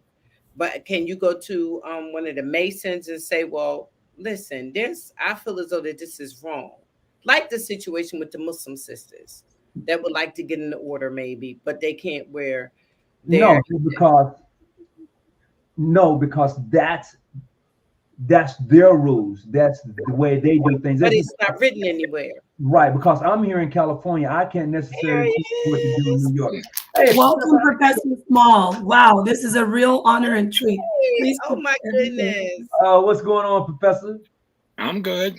That's good. Greetings, greetings. Hello. This woman called me and told me I had to come on. Freedom. Always messing up. Eating my potato chip. Right. Potato chips. How have you been, Professor? It's good to see you. I've been good. So what kind of trouble are y'all trying to start in the world? Okay, so I want to ask this question. Now, when you first come into Well, first let's let him know who's here. Sorry. They knew each other. That's why I didn't. Tony Hawkins are joining us, as you know, one of your brothers. Yes. In Freemasonry. So go ahead now, Robin. Okay. Is there something that y'all say to each other when you first come in? Like if I walked in the room and me and Nepal are sisters in the order, is there something that we say to each other? We gotta give the Like one a secret handshake. Secret handshake. No, that's why it's a secret. We ain't supposed to get it to y'all. Like a wink. I'm asking elbow. Yeah, there's something you say when you do everything. Okay. If I see a beautiful woman, I got a sign for that. Oh, wow. I told you there's secrets. You know what, Professor? Tony was trying to make us think that all the secrets are out, but see, Professor Small just gave it up. Peace on that everything they want to know are in books. Uh-huh. They really are. Even the handshakes and everything. You can go. Keep talking. I told him, I said, you can go and buy these books. I mean, be totally upfront. The thing that sets us apart is the mere fact of the initiation process. You have to experience that. And that sets you apart from someone who goes and buys the book and read it and wants to come and talk to you about what they read in the book. That's the difference. Right. Okay. Do each lodge have a different handshake? No. Because me and Nepal will have our own handshake. No. We have an elbow pump. No, I didn't see The handshake is universal. Oh, it is. Okay. Wow. Can you show us? If I go to China, I would give them the same handshake I'll give my brother John. Are there basins in China? Yes. Oh, yes. Everywhere in the world. It's the largest brotherhood in the world. Is it the thumb on the knuckle handshake that they always close up on with all the politicians? Girl, now you can't buy this book. What's the name of the most worshipful Prince Hall Grand Lodge. Oh yeah. I couldn't see it. What did it say? Most merciful. Most worshipful master. You can't go buy that particular Prince book. Hall Grand Lodge. Yeah. You can buy this book.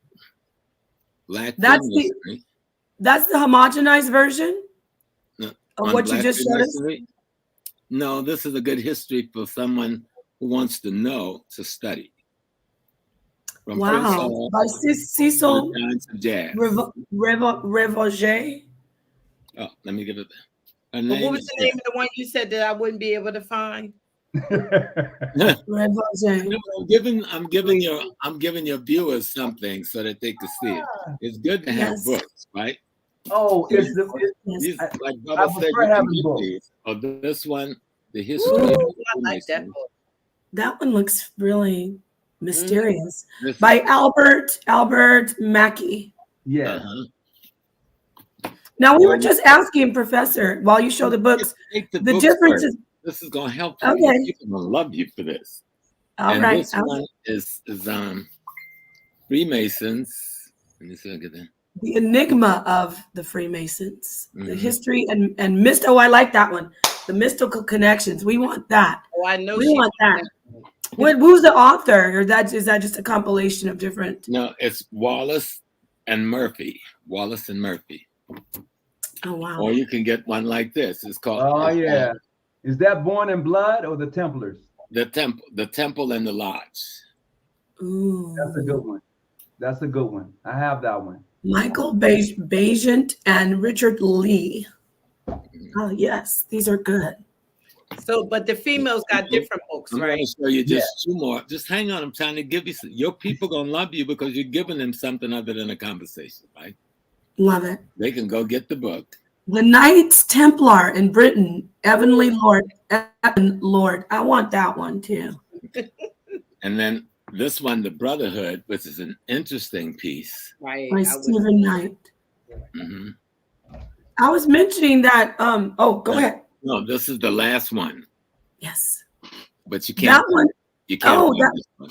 Oh, I was going to say that's what you just showed us. Most worshipful Prince Hall Grand Lodge of. And I want you to give me ancient. But let me see if I can show you why you can't. Why this one is different.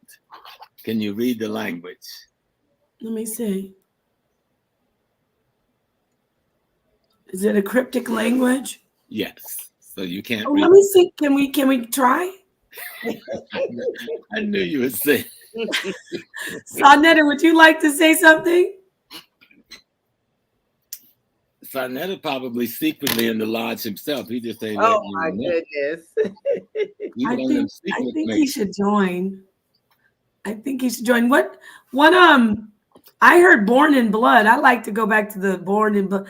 We want to know about the rituals and like. But the females got different books, right? No, there's a lot of books you can find that have the rituals, and you can actually go online and just look at Freemasonry. I done already pulled them up. You can see many of the rituals, but seeing them is one thing, but it is. All right, Professor trying to start some mess. They already calling me a Mason online. He's my Masonic brother. Yeah. Oh, see, you was trying to show us, Nepal. You missed it. We'll run it back. We'll catch it. Let me say something. Let me say something about it that should help you understand. People talk about the greatness of the Black Church, not great in that sense at all. It was the Freemasons behind the Black Church. It was the Freemasons in the Black Church. From the time of the 1780s until now, the power of the Black Church has been the power of Freemasonry in the Black Church. Brother done broke out the big Lexicon of Freemasonry. Upside down. I need that one. I want to see the symbols and the words. Break that one open. Bust that one open. It's the lexicon. Oh yeah. Mm-hmm. And this one right here. So the Black Church is definitely founded on Freemasonry. No. The Black Church is founded on the hiding of African spiritual tradition using a Christian cloak. But the power and the force in the Black Church is the Brotherhood of Africa, which you call Freemasonry. Freemasonry existed in Africa as far back and before ancient Kemet. Ancient Kemet was built by the Freemasons. But we didn't call ourselves Freemasons because we didn't have to, because we were never non-free at that time. I see. And so what? Go ahead.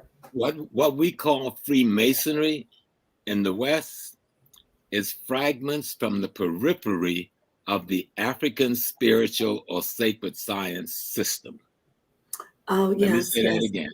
What we call Freemasonry in the West is fragments from the periphery of the African spiritual sacred science system, which is the science of the universe and the science of nature and the human's role in the relationship between the two. Wow. And is alchemy anywhere? Kim? So is alchemy anywhere in that? I just want to hear you officially That's just tell us. white folks trying to figure out what black folks are doing, so they made up a word. Boom, for real. Okay. Do the thing Sonetta or Nepal do it, make the sound. But Brother John, don't leave me out there by myself now. Okay, I won't leave you. I'm telling you, I'm Professor Small. I was a little perturbed when I found out there was white Masons, because I've been dealing with Masons. No, don't be perturbed, because had we not civilized them as much as we did, these things would be more brutal than they are. The degree to which they have been tempered in their bestiality and their demonism is the degree to which we have instructed and informed them with Judaism, Christianity, Islam, and Masonry. Otherwise, you really have something on your hands.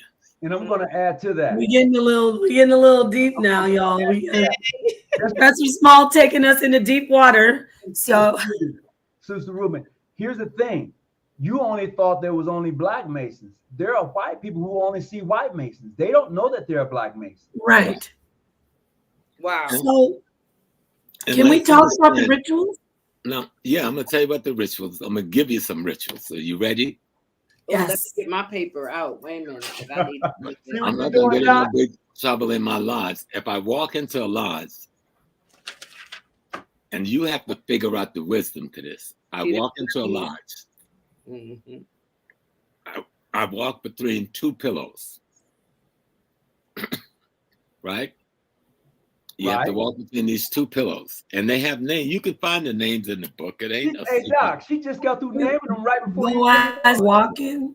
When I walk into the lodge, I come in. I walk between two pillows when I'm first coming in to be initiated. You know what the pillows represent? Go ahead. Your legs. I used to. No. Your legs, woman. Oh, okay.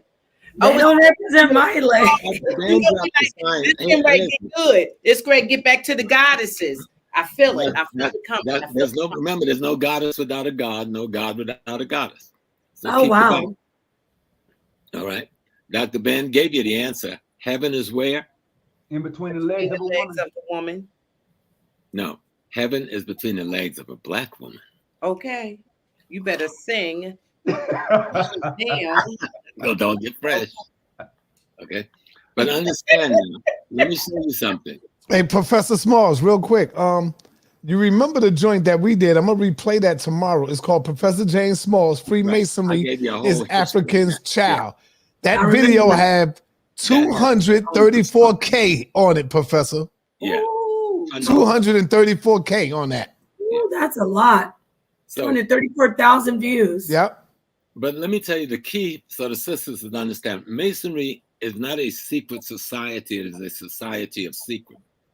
If it was a secret society, you would not know about it. Absolutely. Okay. So it is a society of secret as we perceive it in the West. If you went to Africa, you will find lodges. Prince Hall lodges is all over Africa. And in the French sector, they have lodges, with their own Grand Lodge and based on that approach, coming from the Knights Templars. But in Africa, outside of this framework we call Freemasonry, is a bigger framework. And it is only referred to as the craft. That's it. Yes, I've heard that. Okay.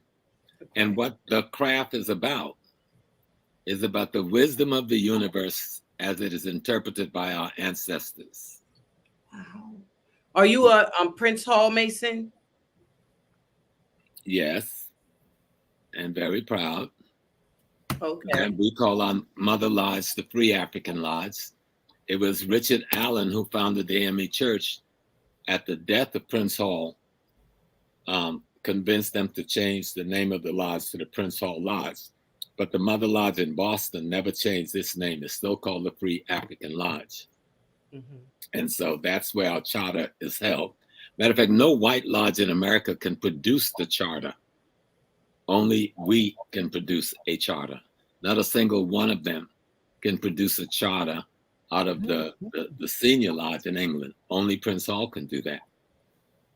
So is there a reason why you never joined the John G. Jones? No. What's the difference? John G. Jones is a lodge. Oh, okay. And I'm Stone 37. Huh? Because it went out for a second. I'm in Cornerstone 37. That is a lodge under the jurisdiction of the Prince Hall Grand Lodge, which is an umbrella administrative instrument in the Northeast, in New York State. There are multiple jurisdictions that have Grand Lodges. Correct. So is John G. Jones, that's a Grand Lodge, brother? John G. Jones Grand Lodge of California, but I'm part of John G. Jones Research Lodge. Research Lodge, yeah. Correct, 147. So in different jurisdictions, you have Grand Lodges. Correct. And that Grand Lodges is the administrative umbrella for multiple lodges. Like in New York, we have 175 lodges. But they're under the umbrella of a Grand Lodge. Correct. An administration which we elect, you know, in certain increments. But I'm also a member of the craft. I'm also the priest, or what do you call it? But see, wait a minute, Professor. See, when you say you're a member of the craft, and you're finna go somewhere else with that. Yeah. Okay. All right. Yeah. Go ahead. Okay. I'm a member of something that gave birth to what we call Freemasonry. And I'm the priest of that something for the Western Hemisphere. That's why I told them earlier when they said, well, I said Freemasonry is about a legend, but it goes back farther than that. So if you listen to Professor, he said he's a member of the craft. He left off the word Freemasonry. I'm a priest of the craft of Amun-Ra. Oh, wow. And I serve at the shrine of Hunefa, now in the West. And that's all you're going to get. So, Professor, talk to us, my brother. Talk to us, Professor, about the origins of Masonry. Where did it come from? Where did it start? Because some of us thinks that, you know, we following European Masons and that, you know, they started it. So can you explain to the people, where does Masonry starts at? Europeans, I said it earlier, like you've heard me say that Judaism, Christianity, and Islam are fragments from the periphery of the African spiritual and sacred science system. Well, so is Freemasonry as we know it in the West today. When you're talking about 1 degree to 33 degrees, there's really only 3 degrees in Western Masonry. The others are ceremonial, symbolic. Once you get the 3rd degree and you become a Master Mason, you are a Master Mason anywhere in the world. And you can walk into any lodge in the world at the Master Mason level. Now, over here in the Western system, they go to 32, and then they have this ceremonial 33. But in terms of, and let me tell you what degrees are, right? They're levels of knowledge. It's like bachelor's degree, master's degree, PhD degree. You're talking about each degrees give you a body of knowledge on how to be human and how to live in the world and how to train and elevate your character up towards the level of divinity or divineness or divine imitation or divine elevation. That's what you're really talking about. We said something when you come into the light. You had asked earlier, do we say things? Yes, I can tell you this when we said, we want to make a good man better. Okay. How do you make a good man better? You elevate the ethical, moral elements of their character. Hey, Professor, I'm going to add this real quick because someone put in the chat, Masons only got 33 degrees of knowledge, and I'm going to disagree with that. Right. There are more than 33. If you're talking Western Masonic Masons, yeah, okay, I get it. But on another level, there are more than 33 degrees in Masonry if you really want to go that route. You're talking Western Masonic, and yeah, 33. But if you once you get outside the United States, you'll know that there's multiple degrees in Freemasonry. I was on my job where I was working with the Godfather of Harlem, and I met this young man, and we always kind of like greet each other. And one day we finally, I had to ask, "Are you traveling?" Not only was he traveling, he has traveled way past 33 into the east, deep into the east. Mm-hmm. And I was surprised because usually you don't meet too many coming through this formulation and going that deep. You know, I know brothers who are here, well, my comrades who are like 100, 92, 200. It's 365 degrees that you're working with in terms of understanding the universe. Right. Everything in the universe works in harmony and balance. The sun don't bump into the moon don't bump into the earth, Venus don't bump into Mars. Why? They're laws, they're rules, they're constants, right? Mm-hmm. Even here on earth, you know, the water have a relationship to earth, the earth have a relationship to water, air have a relationship to both, fire have a relationship to both, the energy, the light. And they work in a harmony. We call it ma'at, but we play with ma'at. We don't see the depth of ma'at, you know, to understand what true harmony and balance is. Mm-hmm. That's why we have the crisis in a white civilizing or non-civilizing process between men and women. We should be complementary opposite, but most of the times we are complementary antagonists, Mm-hmm. you know? Instead of being complementary opposites that complement one another's growth to their optimal level of growth, and be partners, not owners of one another, but partners to one another. There's all kinds of laws we could practice in developing ourselves to create the kind of harmony and balance we want in the social environment we find ourselves. If we go back through African American history alone, every single Black male figure from the 1700s to present, I bet 90% or 95% of those Black male figures who did the extraordinary things to bring us thus far were Freemasons, were Prince Hall. We never look at that because we can't take credit for the work we do for being human beings. So we use other institutions. We use the church, we use the school, we use sororities, we use fraternities to manifest the wisdom that should make us better human beings and make us more godlike in our characters. I'm going to add to that, Professor, because if you look at it, as you spoke earlier, most Masonic lodges in the earlier days met at the church, period. Yes. That's where they had their meetings at. And everything that came forth from there that benefited the community came out of that meeting. Mm-hmm. And what has happened is we've decided to, okay, we're going to go and build our own Masonic buildings and do that. That's great. But as Professor said earlier, most Masons, be it whatever jurisdiction you're in, met at the church because that was the foundation of helping secure what was going on in the community. Right. And that separation has led to an extraordinary weakness. Right. So now you got theological white theologians running our religious institutions, and they've become psycho-spiritual tyrants rather than freedom fighters.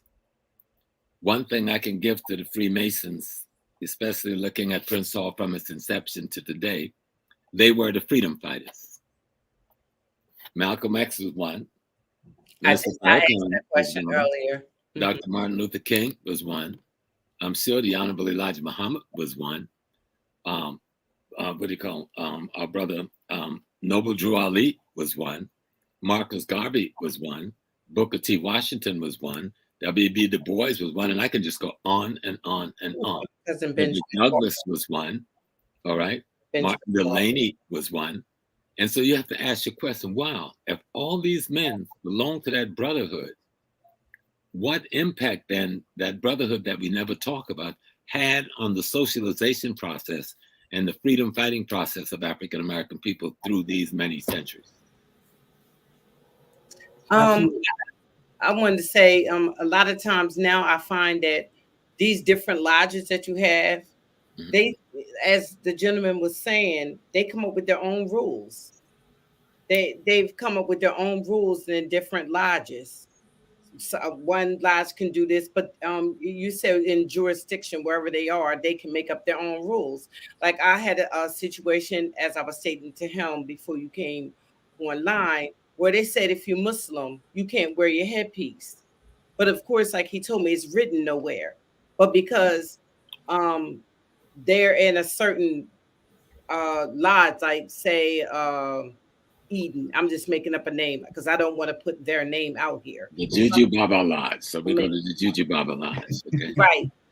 And so they say, well, you can't wear nothing on your head. So if you can't wear nothing on your head, then that means a Muslim sister can't join. But yet it's supposed to be about sisters. It's not supposed to be religious at all. But different jurisdiction, because you're growing up in a very Christian art society. Masonry is not supposed to have any religion. Right. Correct. When my son took his oath, he was the first one in our lives to take his oath on the book of the coming forth by day. And then other young people then followed and said, wow, I know Muslim brothers or Moorish brothers who take the oath on the Quran and Allah. And then others who take the oath on the Bible and our lives. But like the brother said, different jurisdiction comes up sometimes with varying rules. And that depends again on the knowledge elevation of the population that's involved in the laws. Because this is about knowledge and understanding. Right. Because I would beg the question of the Muslim sister, where in Islam they said you had to cover your hair? Thank you. Well, where in Islam, well, that's one of the just dressing rules in Islam. That's what I'm saying. But where did they get the rule from? Somebody made up the rule. I know where it came, and you know it came from when women were going out to use the bathroom or relieve themselves outside of the camp. The women who were known to not be protected, like part of high value families, they were getting assaulted. So they were told, the community said, all women just cover yourselves, and then the bandits won't know if you are protected and there'll be serious repercussions, or if you're just a girl. So that's where all the hijab and everything. That sounds like a good story, but that's not where it came from. But that's a good story. I like it. Well, I like that's that. not where it came from. Royalty wearing stuff. Where did it come from, Professor? I want to hear what you say. Okay. The same people who are oppressing the world today, who are oppressing women back then when they took over. Remember Islam? And I was an imam, and I'm a Haji. I'm al-Hajj Amin Shahid. I've been to Mecca more than once. I'm actually ordained by the Rabat Alim al-Islamim to teach in the West. One of the few people who is ordained to do that by them, but they don't have any obligation on me. But the Islamic system got taken over right after the death of the Prophet by the enemies of Islam, who run Islam till this day in the East. That's a study we need to do. Why, after Abu Bakr died, how did Ottoman get to be the next caliph? And why did Ali have to assassinate him? And what was Ottoman's relationship to Abu Sufyan, who was the man who was trying to kill Prophet Muhammad, his distant cousin? And Ali, who comes from the bloodline of Abu Talib, who was the Prophet's uncle, had to engage in removing Ottoman because Ottoman removed Umar. He killed Umar, who was the rightful caliph. And then Ali gets murdered by Ottoman's cousin, Muawiyah, who Ali grew up with like a brother, who was now general of the Northern Army. I just want to give you some Islamic drama. All right. We need to get into to understand how we get to the regulation where a woman is imprisoned with clothing because of the negative behavior of men who should be in prison and forced to change their raping, molesting behavior instead of punishing the woman with a methodology of dressing and calling it religion. because that's not what Islam started out to be. And so until the men, you're the one molesting the women. Why the women have to pay for that? I got in a fight in front of the Kaaba one day, not a literal fight. Yeah, it was really a literal fight. I'm going up to the Kaaba to make prayer in Mecca. And I see about 20 or 30 women in all black, head covered to the foot, and men beating them with a stick. So I went and took the stick and beat the hell out of him, the two of them. When they called the soldiers on me. When the soldiers heard my voice, they said, oh, because this is 1974, so there wasn't a lot of African Americans going to Mecca. So they had to call a higher ranking person to figure out who the hell I was. And I'm saying these men are beating these women. The women just wanted some water, right? They wanted water. And rather than give them the water, he was being abusive. And so I just took it upon myself, whatever the price is going to be today, this is what I'm going to do. And I did what I was going to do. And so the men were then chastised when the general got there. And the woman was given the water. And then we got into this big discussion about hadith and what the hadith said. Hadith is a book that says that some people said that they heard the prophet say this. We don't know if they heard the prophet say the damn thing, but they wrote whole books, multiple books on this. And that becomes the guiding behavioral principle of Muslims. And so I challenge that with the Quran. Do the Quran substantiate that? If it doesn't, throw it away, your hadith. You know, you can leave that alone. There's a brothers and sisters, if they do accept as a collective, like with the head coming, if they, as this is my cultural space, then they should be allowed in that cultural space, and no one should ask them to remove their headdress or any other pieces. I just raised it in that way because I also want our Muslim brothers and sisters to know there's a difference in the Islam the Prophet Muhammad brought and the Hadith Islam that the Turk and other white folks have brought to us. And if we want to have what the Prophet had, because he said, I come not to bring a new religion. So how do we even get a new religion? He said, I come not to bring a new religion, but to restore that which was in the beginning. He said, seek knowledge from the cradle to the grave, even to the ends of the earth, even as far as China. What is that message? And why have we been restricted? Arab imperialist interpretation of the doctrine of the person who came. Africa didn't need no liberation. Islam wasn't brought to African peoples. It was brought to the mixed breed hordes in Northeast Africa that we call Middle East. They were having trouble being human beings. And so we need to raise all of these fundamental questions. When we have Islam was not brought to Africans? No, it was not. We didn't need it. I'm glad my library is outside because I can't just go out there and get my books. No, you could beat me up on me and you get together. Islam was brought to a people who had lost their way.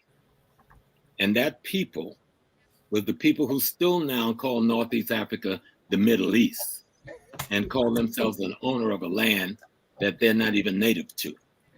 You can call them Arabs, or Palestinians, or Jews, or whatever they want to call themselves, or Persians, or even Iran used to be a black land. Now it's a white-skinned land. And they're now interpreting a body of spiritual knowledge that the Prophet ﷺ brought in a manner I don't think it should have been interpreted. And I have the same right to challenge it as any citizen of Islam. This is really good information. You think that we could do a part two? Masonry now. Let's bring this back to the Mason. I was going to ask you to address that. Muslim sons. You remember that? Yeah. When I first went into mosque, they said, "Oh, the Masons, those are Muslim sons." And and Haji Sham Jabba was my teacher back then, and Camille Wadu. And what they were trying to explain is that there's an older body of knowledge out of which all of these bodies of knowledge come. Mm-hmm. That older body of knowledge is what we call African culture. There is a reason why nobody wants us to get nowhere near African culture. Absolutely. A professor, there's a question in the chat. It says, what are Masons doing to elevate the dead black man in America? You can go ahead, but I want to throw something in that also. Yeah.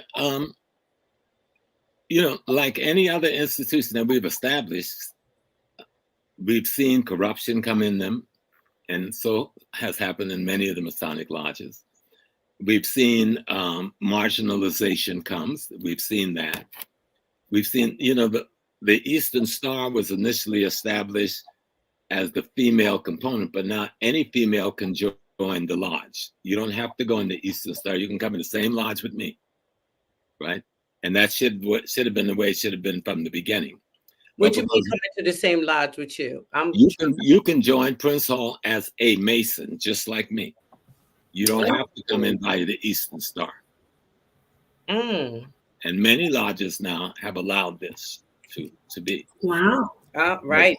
Because there is in the jurisdiction. You may have another jurisdiction that don't do that, and some jurisdiction it does.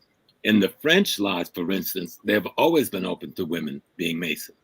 That book that I showed you, the Black Freemasonry, was written by a woman Mason out of a French lodge. So there are these different things that you learn when you do the study.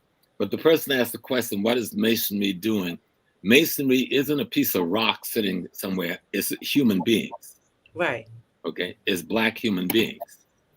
And I'm not interested in white folks or Arab folks or Asian folks. I'm only interested in Black folks. Professor, when you say that, I'm going to tell you this. When you say that and people hear that coming from you as a Mason, I would imagine they feel pretty like, wow, because I talk the same way. And a lot of people say, well, why do you talk that way? And hearing it come from you kind of helps me want to explain to them why I talk that way. I'm more concerned about my own than anybody else. Period. Yeah, because that's my first obligation. These women aren't just women. These are my wives. These are my daughters. These are my sisters. These are my mothers. Correct. Period. And I must have caring for them, each of those categories I just named. All right. I love it. I love it. Professor Small, can we please have you back for part 2 with Tony, with Brother Tony Hawkins? Yes, ma'am. Yes. And with the 2 sisters. I like to enjoy being with y'all. We have the other 2 sisters on hiatus right now. Or the person's question that asked, well, what does Masons do? Ask what yourself, about this last what one? did the Honorable Elijah Muhammad do? Ask what Minister Farrakhan has done. Ask what Malcolm X has done. Ask what Dr. Martin Luther King has done. Ask what Booker T. Washington has done. Medgar Evers. Harvey's done. Ask what Medgar Evers has done. They were all Black Freemasons. Correct. Ooh, come on, break that glass. I don't have the soundboard.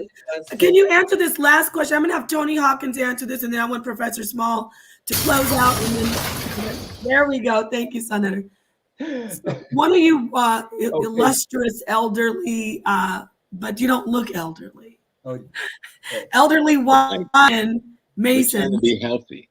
Dude, yes, I've even gone back to martial arts class starting 3 weeks ago. So 70 is the new 50. You do know that now in 2022. The 70-year-olds of the old, they're like the 50-year-olds of the old. I mean, the 70 years of today. That's information, scientific information today. So that means we're just healthier now. We're healthier. I mean, I know I look 22 years old, y'all, but I'm not. Somebody said, do the Masons ever go to visit jail or prison to extend their knowledge? We don't go as Masons. That's not part of our thing. Is we don't act as Masons. We act as human beings whose characters have been formed by Freemasonry.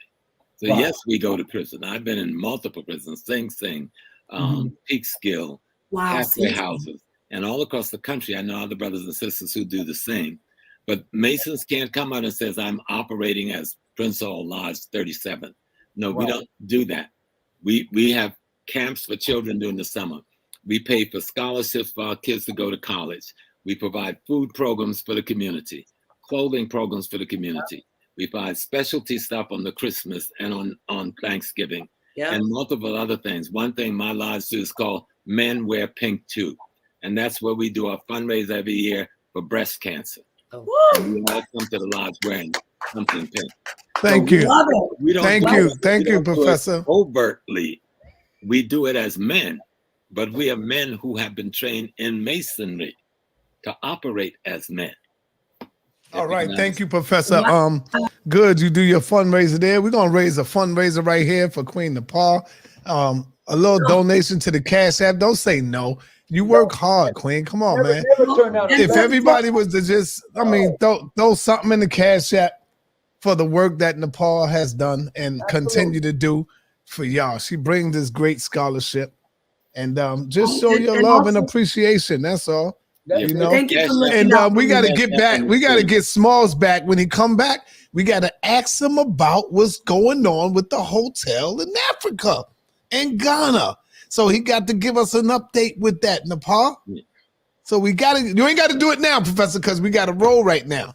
But we want you to get back to that. Put the Cash App up, please, for Nepal. Put the Cash App. Just me, not just for me, for Professor Small for spending the time with us. His time is valuable. For Sonetter, Robin. Nah, I'm good. Don't put it up for me. Don't put it up for me. I'm all right. That's this is for you, Nepal. This is for you. Thank you, Sonetter. Thank you. Yes. What were you Let saying, the people Professor show their Small? appreciation. What were you saying, Professor Small? Let me give you something, and before then, Brother Tony will come back to you. Never forget who you are. See, and this is what culture is all about. Culture is the primary education system of a people. That is the reason why they keep us from African culture. They'll take us anywhere else except the African culture. Because if we go to African culture, the first time a human being, God, the first time the thing you call Allah, the thing you call God, decided to be a human, it was a black woman. And everything else I should force from that. That ain't no fiction. That's not make-believe. That is universal scientific reality. Absolutely. And you need to know that and then exercise that as your being. When you give birth to a baby, that ain't God giving no birth. Allah ain't giving no birth. Jehovah ain't giving no birth. That's you giving that birth. That means you are the creator. You're that aspect of the creator that creates. That's hard for a lot of people to even comprehend when you break it down like that. But it's so true. But you are that aspect of the divine that creates. Not that the divine don't create nothing. So you got to understand that. That's your power. And so in Africa, they said the woman have the power and she gives the man the authority. Well, know that. Then behave like that. You got the power. You give us the authority to do the things we do. I you love can take Professor that Small. authority back when you want to. But you have to realize that you are the power. Because with that power come a responsibility for the instructions you give for authority. These are the kinds of things we learn in our cultural societies of secrets. These are the laws of the universe that governs our behavior. It's the laws of the universe that govern our behavior. You know. And thank you. Let me ask Sister one other question. You Muslim? Yes, I come from a Muslim background. Freedom? Yes. Are you a Muslim? Yes. Yes. Oh, good. So I wanted to say something. So people, because a lot of times the poor Muslim brothers and sisters, we don't get no play. Overlook us on these things. So, you know, when you're a Muslim, you got a beautiful thing called the 99 Pearls of Faith. But nobody teaches it in the lodge, in the mosque anymore. When I came into the mosque and I took my Shahada 100 years ago, the first thing I had to learn is every one of the 99 Pearls of Faith and their meaning. The 99 Pearls of the Faith are the laws of nature that each one should develop in their character. That's all Freemasonry is about, sister. Yes, it is. Absolutely. And so we lead a beautiful, powerful agenda on the road, not understanding that powerful agenda is the key. Is the key. So my name is Al-Hajj Amin Shahid, the faithful witness. I don't have no Abduls in there because I ain't even Allah's slave. I'm cool with that. So Shahid and Amin is one of the pearls of faith. Each represent a quality and attribute that one would try to develop in their character. When you become a Yoruba man, the Orishas is the same thing as the 99 Pearls of Faith. If you become an Akan, the Obosun is the same thing as the 99 Pearls of Faith. And ancient Kemet, the Netaru, is the same thing as the 99 Pearls of Faith. Do you understand? It is our system that is simply being manifested in different times in history by different people. Yes, I do. What about in the Hebrew faith? Same thing. The Hebrew what correlates to the 99 pearls? The laws. It isn't just the 10th commandment isn't the only laws. There's 100 and something plus other laws or more. Correct. That you'll find in and outline as the law. In each of those law is a quality and attributes of Yahweh itself that should be developing the character of the human being to make you the divine-like person. Wow, I love how you do that, Professor Small. Your mind is so above so many other religious minds, and I'm not saying everyone isn't closed-minded.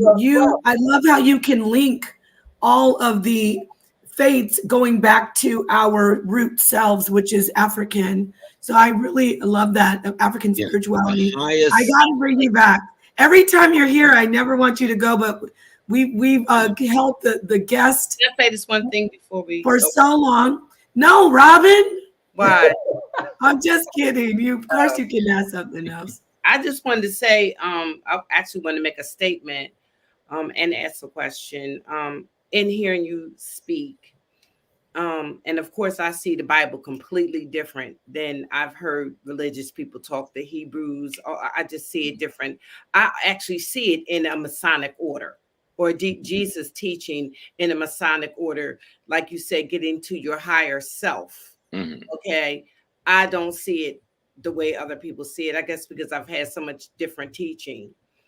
When you are teaching, y'all have your meetings and they use the Bible. They're teaching it in a Masonic way as well.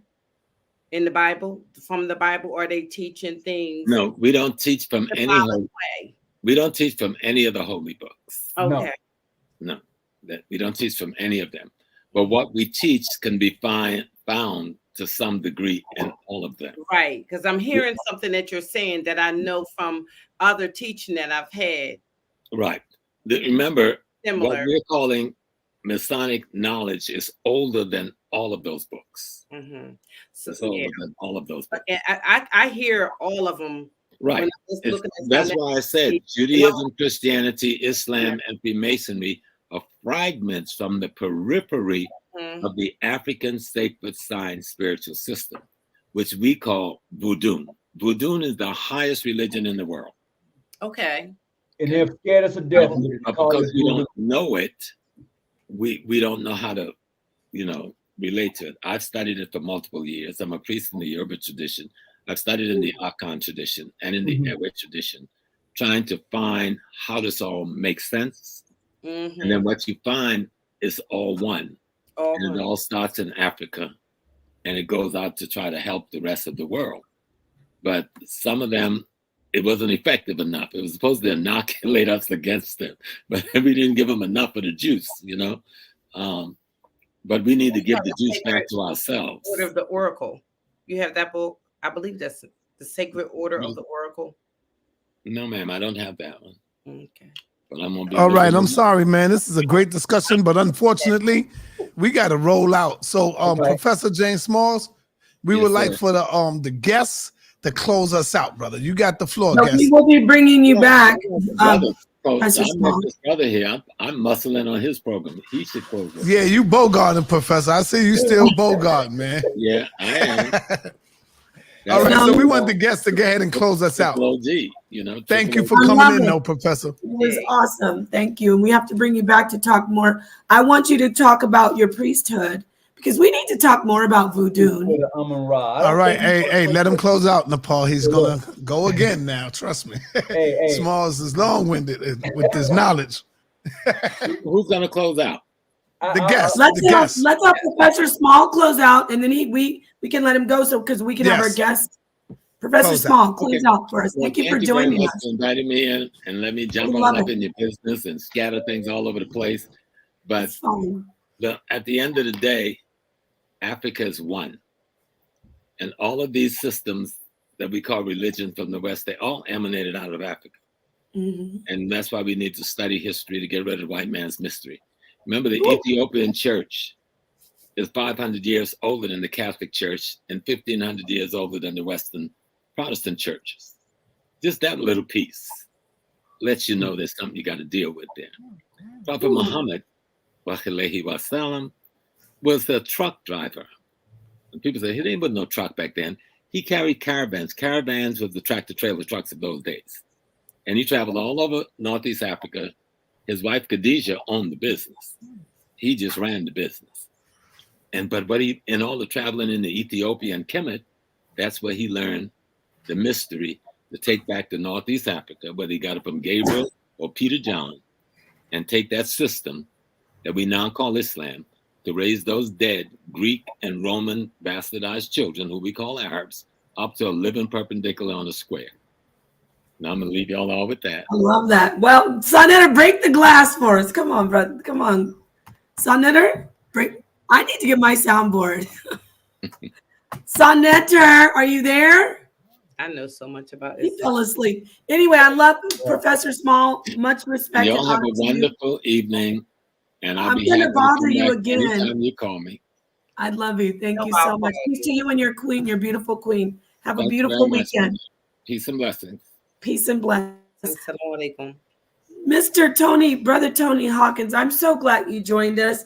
That was a great addition to the build. I see that you are small. Thank you for joining us. Is there anything you want to, before you go, I have to say this. You see the positivity that we ended up with? We were going into a little spookiness. Sonetter, thank you for joining. He dropped off. We were going into the spookiness, the secrets of the organization, but it all came together, and it shows that there's upstanding, very positive, influential brothers and sisters in the organization. Go ahead and close out. I'll mute out for you. As we close, first of all, I want to send a big shout out to my Grandmaster State, Honorable Calvin Sanders, 33rd 96. And to the panel, I want to say thank you for allowing me to come on. And to the brothers of John G. Jones Grand Lodge, California, Ancient Free and Accepted Masons, the Sisters of the Order of the Eastern Star, Grand Matron, Diane Miller from California, want to say we appreciate this. And, I want to say this. I get tired of hearing people say, well, Black people are not doing, we're not working together, we're not doing this. But whenever I'm around us, we're sure doing a lot. So just keep up the good work, sis. I appreciate you.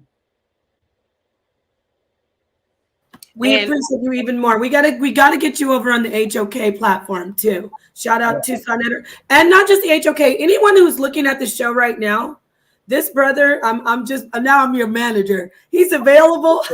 Go for it. Do it. Speak Out 302. 302 Speak Out. You will be on my channel. Okay, wonderful. Yes, please, everybody, go and subscribe to Brother Tony Hawkins' channel. John G. Jones Lodge 147. That's where you can find me at. We love it. We thank you so much. Thank you so much to you and all your brothers and sisters. So Sonetter, he dropped off. Yes. He thanks you as well. I just got a message. He said, great guest, great show. He was so thrilled. I mean, not thrilled. He didn't say thrilled. He said he was pleased to have you on and be a part of the show. Sister Robin, beautiful. Before you say anything, talk to us about that jewelry. It's shining. I love it. Where'd you get it from? I made it. I make my stuff. Wow, I love it. My jewelry, some of it. Anyway. So go ahead and close out, Robin. How can I add this to my channel? Oh, you weren't doing the StreamYard? No, I didn't get a chance. I am on StreamYard, but I didn't get a chance to add it to my channel. So you're gonna have to. You can download this. You know how to download it to your. We're gonna have to talk about this in the back. Let's talk about this in the back chat, y'all. I will help you with that in one moment. Okay. Thank you so much to the audience for joining. Professor Small, the brother Tony Hawkins, Robin, Sonetter, and all the beautiful darkest minds of the light, the hidden secret minds. No, I'm just kidding, y'all. Thank you for joining us, and we will see you again next Saturday with another Sip Down. Thank you so much. Have a wonderful rest of your weekend. Peace. Peace.